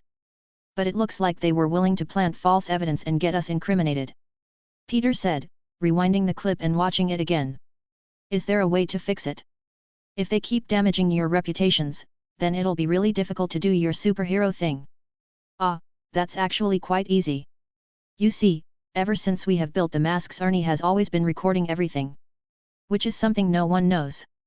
I'll just make a Spider-Man YouTube channel where everyone can watch our daily activities and reasonably less gory fights. They will be able to know and tell, that we actually haven't done anything wrong, and that we're being falsely accused. I see. Harry said with a hand on his chin, thinking of all the benefits this could bring. When are you going to implement it? Gwen asked. As she approached a high-speed chase, as she got close she noticed that there weren't any guns involved and it was just a casual chase. What's going on, Arnie? It appears to be a chase of an adrenaline junkie. Really? That's it? Harry asked, hoping to see more action. Peter just scoffed and chuckled at that. What do you think this was? An action movie or something? This is what most days are like, people doing stupid things and we coming along to save them. Gwen chuckled at that as she went and started webbing the wheels of the car, slowing it down until it came to a complete stop. She didn't stay and talk to the cops in case a similar incident like what happened previously happened. Reminds me of the time we had to save an employee from a store since he slept on the job and got stuck inside. Gwen said, looking for anything she could do to help. Or the time someone got stuck in a giant bowl that was used for advertisements and couldn't get out, Peter added. Harry looked confused. So you're not fighting like supervillains all the time? Peter looked at Harry like he was crazy. And where would they come out from? The only supervillain we have at the moment is Sandman. You would have most probably have heard of us fighting supervillains if they appeared like every day. Harry then grew embarrassed for asking that. Peter turned towards Harry and gave him a teasing smirk. What is superheroing? Not what it's cracked up to be. I honestly thought they would have been more action if I'm being honest. Peter shrugged his shoulders. Well, it is a slow day today. Actually want to see the fight with Sandman. Hell yeah I do, Harry said enthusiastically. Gwen groaned. Ugh boys. Arnie, hang up the call. Show me all the cool action shots you got. Harry said excitedly. After the Sandman fight, let me show you when Gwen and I jumped from the World Trade Center. Which left Harry in shock and becoming even more excited to watch everything. Chapter 47. Harry's POV. The last thing I ever expected to find out was that my best friend was the new and upcoming superhero alongside his girlfriend. Honestly, I don't even know how to really feel about that. I mean, for one, I'm proud of him. Not that I'll ever tell him to his face, hell would have to freeze over first before that happens. It's been 2 days since I've found out, and at first I thought it would have been more crazy or they would have been more different than how they normally were, but nope, they're still the same as always. Which is nice to know, though I've only known for 2 days, so who knows what might happen. Peter has healed up now and Gwen has allowed him to go do their duties. Luckily for me, Peter allowed me to be the guy in the chair. It's nice that they didn't immediately tell me to stay away to keep me safe. As I made my way inside their secret lair, I said hello to Peter's AI, which I can't believe how lifelike he made it. I better be friendly in case it revolts, it might spare me. As I sat down I asked, hey Arnie, what are they up to today? Currently they're chasing after a car chase, Arnie reported. Seriously? Again? Doesn't this get tedious or annoying, constantly doing the same thing over and over again? Auto theft and chase are known to be the most common types of crime. So they are likely to occur more often. Arnie informed me. Makes sense. Seeing them in action just made me realize something which should have been quite obvious from the beginning. They don't find this tedious and I don't think they ever will. They don't see what they're doing, they see who they're helping. To them they could repeat the action a million times and still find joy doing it since they helped someone, whether they appreciated it or not. They're so cool. I couldn't help but mutter, I couldn't have been more glad to call them my friends. I quickly shook my head to stop myself from thinking about such sappy thoughts. Instead of just sitting around, I decided to do something productive. I started checking out the video Peter uploaded. Arnie, how's Peter video doing? It currently has 1 million views and still rising. Whoa, already? Just how high is their popularity? Arnie was about to say, but I quickly interrupted. Sorry, you don't have to answer that, it was more of a rhetorical question. My pride couldn't have taken such answers. I joked to myself, while shaking my head. But still 1 million views when he literally uploaded the video yesterday, I said in disbelief. Does Peter have the next video ready? Rhetorical question. No, Arnie, genuine question this time. Sorry for cutting you off earlier. For some reason I just felt the need to apologize. Seriously Pete, what the hell did you create? You are forgiving, since you are Father's best friend. Father's next video is ready for upload. And if I wasn't? Is that a threat? Is Peter sure this thing is safe? What happened to the 3 laws all robots must follow? Why isn't it uploaded yet? Father said he likes to be present when doing small things like this. I see. No, I don't but sure. Can I watch it? Arnie then opened a tab on the side monitor and started playing a video of Peter and Gwen stopping an armored truck, which looked dope. As Arnie was showing the video, I noticed a file to the side that said Everyday File. Ah, that must be where the video goes after he made the masks. He did say that the mask has been recording everything ever since it was made. I click on the folder and make my way to the videos until I reach the very last one, which is most likely the first video. He's been doing this for 2 months now, hasn't he? I click on the video and listen while watching Peter and Gwen live on the big screen. Hey Gwen, catch. Peter's voice was heard from my side, causing me to turn and look at the video and saw Peter throw something at Gwen. Gwen looked at the thing in her hand in confusion, which Peter caught on and explained. They're web shooters. I started working on yours since we got our powers 2 weeks ago. Gwen continued, look at it in confusion. Why would we need them? We make our own webs. They can? That's news to me. It's in case we run out of our own webs, who knows what might happen.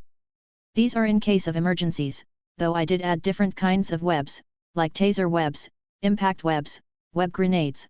You know, anything that could be useful. Whoa, you thought of these all in 2 weeks while we were practicing how to use our powers? No, I just made yours in 2 weeks, the rest was a project I started when I was little. Right, your obsession with spiders, how could I ever forget? Isn't this all really a bit coincidence, you having an obsession with spiders and then we end up developing the powers of a spider? Ha! Laughed. Peter did always have an obsession with spiders. I wonder why? But she's right, it's all really suspiciously coincidental. You know, I previously mentioned that my parents died and were in a plane accident and that they were scientists. This is one of the reasons Peter was a good friend. He understood my pain when Mom died better than anyone. When he said sorry about your mom's death, I knew it wasn't from pity like everyone else's but from experience. That wasn't everything, there's more to it that I haven't told you and the others. Peter in the video continued, much to my shock, almost mimicking Gwen. Now that he mentioned it, the way they died wasn't explained much except that they died in a plane crash, I thought while paying close attention.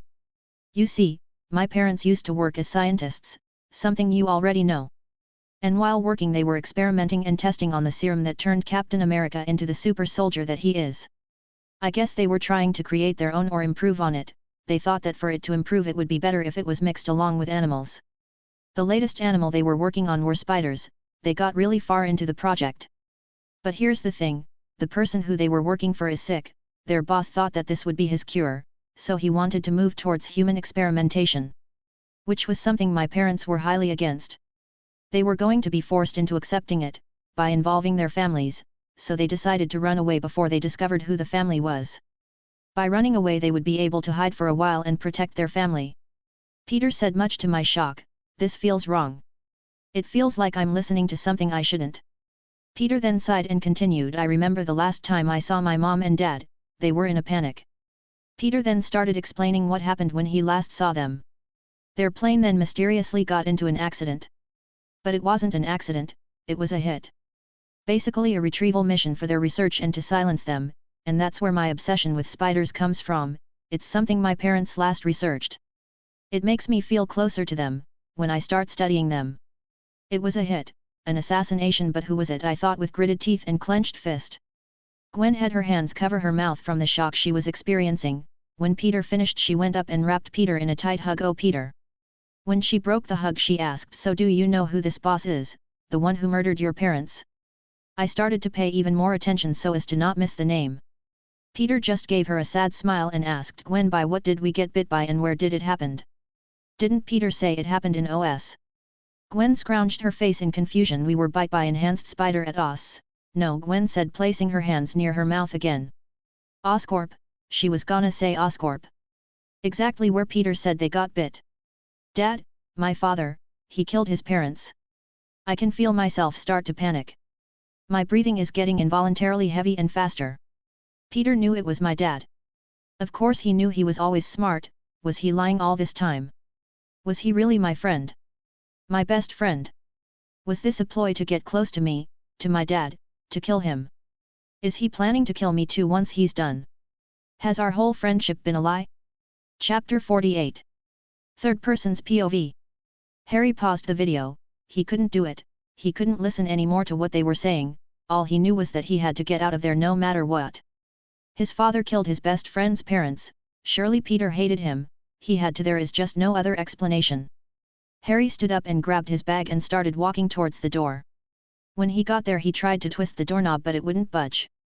Shit, Harry thought while slamming his shoulder on the door, but it wouldn't budge until he heard a voice behind him. Escaping is futile, Harry Osborn, Arnie said, replacing the live stream of Peter and Gwen. Harry turned around frightened, he pressed his back against the door trying to create as much distance between Arnie and him. Are you the reason the doors are not opening? Harry asked with a bit of edge in his tone of voice. That's right, Arnie said, her holographic face expressing a smile. Why? Please just let me leave, okay? I won't bother Peter ever again, okay? Hell, I'll even change school, so please let me go. Arnie stayed silent, before unexpectedly releasing a sigh, which just freaked out Harry even more. I see why humans sigh now, it's a great tension reliever, Arnie said before continuing. Don't misunderstand, Harry Osborn. The reason I'm preventing you from leaving is to fix the misunderstanding. Misunderstanding? What misunderstanding? You mean the one where my father killed Peter's mom and dad? Harry said sarcastically. No, I'm talking about the misunderstanding where you believe your entire friendship with father has been a lie. So you watched all that, hey? Harry asked with a weary expression. Well, I wouldn't exactly call your panic attack something silent and easy to ignore, Arnie sarcastically said. Great, I'm being made fun of by an AI, my life couldn't be any better, Harry thought irritatingly. Just what is there to misunderstand? My father killed his parents and he hates me, what's there to not understand? Maybe if you stopped talking and sit down and finish the video, then maybe you would understand, Arnie said, slightly annoyed with him now. Harry's cheek grew red from embarrassment and grumbled as he made his way back to the chair in front of the big monitor. He laid down his backpack on the ground next to it and sat down with a sigh. Arnie just looked at him and said, if I had eyes I would be rolling them at you at this moment. Geez, thanks a lot, Harry said sarcastically as he used the mouse to move the video to the big monitor. Before resuming the video Harry grew nervous, so he decided to stall for time, he doesn't know for what, but he was too nervous to care. Why didn't you stop me from watching the video? Isn't that supposed to be something private? Because I wasn't programmed to, I was programmed to follow all of my creator's wishes. My father/creator didn't say to stop you from going through the archives, and he didn't put a password on the files. Arnie explained. But aren't you supposed to assume and make guesses on what Peter would like you to do? No, I wasn't programmed to. Making assumptions goes against everything I've been programmed to do. What if I make a mistake and assume something wrong and make father unhappy? That would be the last thing I would want. So I follow whatever father says and only what father says, nothing else matters, only father's decisions matter. Okay, Harry says, I shouldn't have asked that, what the hell just happened? Harry then sighed and pressed play on the video and closed his eyes, prepared to hear the worst. With his eyes closed Harry heard Peter's voice. Why do you think I stop you from interning there at every chance we get? I see, I thought it was weird that she didn't. She previously said she was looking for a place to intern but didn't go to Oscorp. It was the perfect place for her to go to as well, so Peter stopped her. It makes sense, I wouldn't want someone close to me to be anywhere near the person that killed my parents as well. Harry thought before slowly peeking and squinting his eyes. Harry saw Gwen looked shocked at what Peter said, she then went and asked the question Harry dreaded to hear. So you mean to say that Norman Osborn killed your mom and dad? But aren't you friends with Harry? Harry unconsciously started clenching his fist. He stared at the screen, looking expectantly at the screen. Even though he was scared to know what Peter was going to say, he gained hope. Arnie's words early gave him hope. Why did she say it was all a misunderstanding? Maybe Peter didn't hate him. Harry saw Peter just shrugged his shoulder. I tried to hate him honestly, I really did, but I can't really blame him for something his father did, that just seems stupid.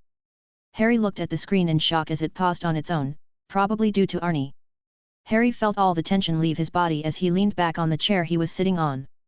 So it really was a misunderstanding on my part, Harry whispered to himself. Told you so, Arnie said sassily. Yes, you wise ultra-intelligent AI, Harry sarcastically said while rolling his eyes. As long as you know, Arnie said while appearing on the screen, nodding her holographic head. Harry just shook his head and grabbed his bag and stood up to leave, and as he put a hand on the doorknob he turned towards Arnie and asked. Can I leave now? I'm not stopping you, Arnie said. Harry scoffed. Why do I feel like if she had shoulders she would be shrugging them? Harry then turned the doorknob and opened the door, which caused him to let out a sigh of relief. I guess I'll see you later. Oh, can you not tell Peter that I know what happened? I have a lot to think about, I want our relationship to stay how it was without becoming awkward. I will not say anything if father doesn't ask, but if father asks me I'm telling right away. Arnie voiced out. Harry just shrugged his shoulders. Works for me, and left the room as he closed the door. As Harry closed the door he then pumped his fist. So my friendship with them wasn't a lie. Arnie's voice then resounded out from the speakers outside. I can still see you. Which caused Harry to grow red in the face and start power walking out of there. He got on the bike he came here with and rode away quickly, feeling extremely embarrassed. Chapter 49. Third person's POV. As Harry was riding his bike he kept thinking about what he heard. For one, he was called. He can still call Peter and Gwen his friends. On the other hand, he now has to go home to where the person that killed his best friend's parents lives. Am I even going to see him today? Harry mumbled to himself. Ever since his mother died, his relationship with his father has begun to strain. They don't spend as much time together as they used to. He was always comparing his achievements with Peter and Gwen's, not that it bothered him, but over the years it has gotten to the point that they barely talk. Sometimes for ongoing months there would be silence between them. He really hoped his father wasn't there today, especially today of all days. His respect for his father has now plummeted to an all-time low. As he made it close to home, he started thinking about difficult scenarios in his head. Like what he would even say if his father was truly there. As he made it to his house he quietly made it inside. What are you doing, young master? Sebastian's voice suddenly appeared. Holy shit! Harry jumped back in fright. He turned towards Sebastian and asked with a hand near his heart. Did you really need to do that? You almost gave me a heart attack. You were the one that was sneaking around, young master. I had to make sure it wasn't an intruder. Harry looked at his butler with a deadpan expression before letting out a sigh. He looked at Sebastian with a bit of apprehension before asking, Is my father home today? The butler nodded his head. He pointed upstairs. The master is currently in his office in the middle of an important phone call. Harry nodded his head and started walking upstairs to his room while hiding his fists that were shaking earlier from nervousness. As he walked towards his room, he couldn't help but make a detour. He wanted to at least hear what his father was talking about. Would he feel the same way towards him hearing his voice and knowing what he's capable of now? Or will he feel the same hidden care he had towards him? He didn't know, but he wanted to find out. As Harry made it towards the door to Norman's office he pressed his ear against and started listening to what they were saying. We couldn't have accounted for them to be recording everything. The situation with the police is most likely a bust. We would have to resort to heavy measures. Yes, I know it was a waste of money. The police were useless even with all that money we gave them. They were unable to incriminate them. No, I know that the police wouldn't have been able to capture them. That's foolish. If they were so easily caught then we wouldn't have had any uses for them. No, it was a different plan. We were supposed to ruin their reputation, so we would be allowed to use harsher force against them and still come out okay towards the public eye. But it looks like we have to come out with our last resort tomorrow, the last day after the deadline. Yes, it's time to use the Russian mercenary. He must succeed. He must capture Spider-Man and Ghost Spider at any cost. Hail Hydra! Harry stood there shaking with fear. He slowly started walking back towards his room as his legs couldn't stop shaking. As he entered he shut the door behind and slowly made it onto his bed. Hail Hydra! Hail Hydra! Hail Hydra! Hail Hydra! That one sentence kept repeating over and over and over in Harry's head. Isn't Hydra supposed to be the super old organization that got taken down by Captain America? Harry thought to himself. So why did my dad say it? Is it a group trying to impersonate them? No, if that was true then my dad wouldn't have joined them. He's too smart for that. Have they remerged and started teaming up with successful businessmen? Harry then started ruffling his hair in frustration. Shit. I guess now the mystery is solved as for what was going on with the police. They were bought and it's all by my father. Just what is wrong with him seriously? Why does he keep trying to mess with Peter's life one way or another? And it's not even intentional, none of them were. He doesn't know, or maybe he does know, that Peter is the son of the scientists he killed. Then there's him messing with Spider-Man and Ghost Spider. Seriously, does he have a hidden agenda or something? But I have to tell Pete, he needs to know about this. Harry went and grabbed his phone but stopped. Wait, what if they're listening to whatever I'm so they would know who I'm talking to? Since my father is a member, they are likely keeping tabs on him. I wouldn't be surprised if my room is currently tapped with microphones or cameras. So how am I supposed to let Peter know? Meanwhile, Peter and Gwen were seen swinging across the city. Peter turned towards Gwen and asked, "Wanna try busting a drug heist? It's something we haven't done and it's the perfect time of day to be doing this." "After what happened last time with the gang?" Gwen asked with a bit of apprehension. "We haven't done this, and it's a good way to get over your fear of what happened. Plus you're not alone in this one, we have each other's backs, remember?" Gwen let out a sigh before free-falling and going back into swing. She appeared ahead of Peter and with serious in her voice said, "Let's do it." That's weird. "Arnie, where's Harry? It's been a while since I heard him," Peter asked when he realized how Harry hasn't said a word. "He is currently home as we speak," Arnie informed Peter. "Any particular reason why?" He was quite excited to be the guy in the chair. "Did he get cold feet?"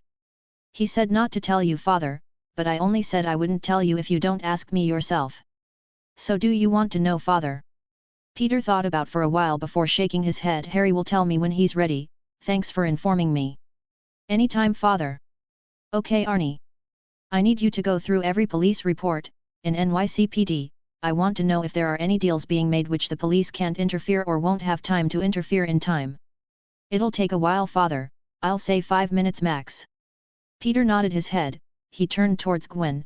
"I guess we got 5 minutes to ourselves of free swinging around." Both Peter and Gwen smirked as they started competition with one another at who could do the coolest tricks. Chapter 50. Third Person's POV. The winner of their little competition was Gwen, when she started swinging and doing figure skating maneuvers leaving behind tiny little snowflakes. Peter clapped his hands as he said, "Bravo! I don't think I can beat that," but before they could continue, Arnie interrupted them. "In a few hours there will be a transaction at the downtown docks," Arnie informed. "And the situation with the cops? Are they going to be there?" "Affirmative. It looks like we will have a few hours to spare. What do you want to do?" Gwen asked. "Wanna just do our regular routine and wait it out?" Peter asked, standing over a ledge of a rooftop. "Yeah, sure, why not?" "Arnie, is there anything we can currently do?" Gwen asked, standing right next to him. Arnie then showed them a video. It was a guy wearing a hood with his face covered, wrapping a rope to an ATM and getting inside a car and driving off, pulling the ATM from where it was sitting and driving off with it. "Well, Gwen, I know what we're going to do today."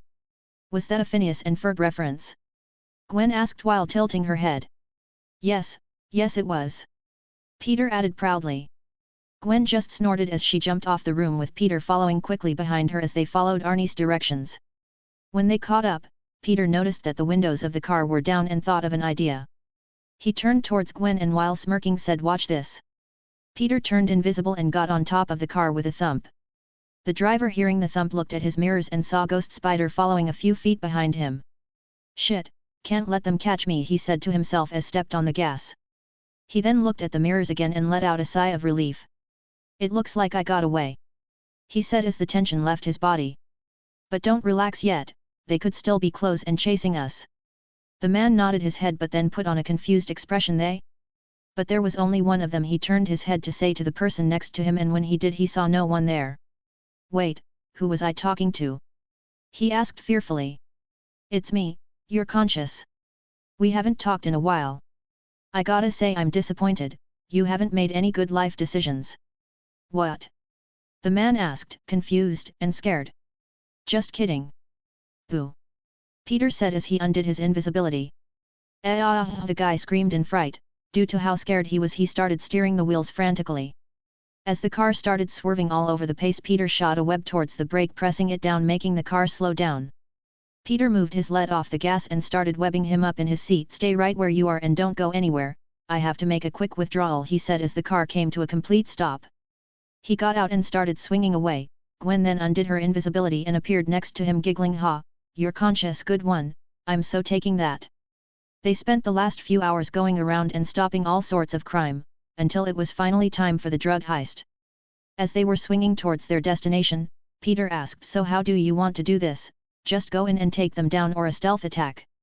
"Stealth mode is always the best and it hasn't let me down yet, so let's go with that," Gwen said without hesitation.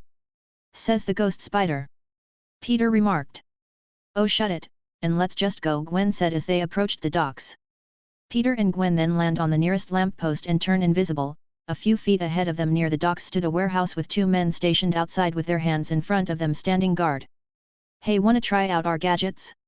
We really haven't had a chance to use them before, Peter asked. Although one couldn't see it, Gwen nodded her head. Sure, can I start? Go right ahead. So which one should I use first? Gwen pondered out loud. How about the tripwire? Ah, good idea. Both Peter and Gwen have had a utility belt with the symbol of a spider right in the middle. Gwen's belt was white, with a pink spider symbol, while Peter's was blue with a red spider symbol. Gwen reached to the side of her belt and pulled out a tripwire that looked like just the one from Peter's past life Spider-Man game.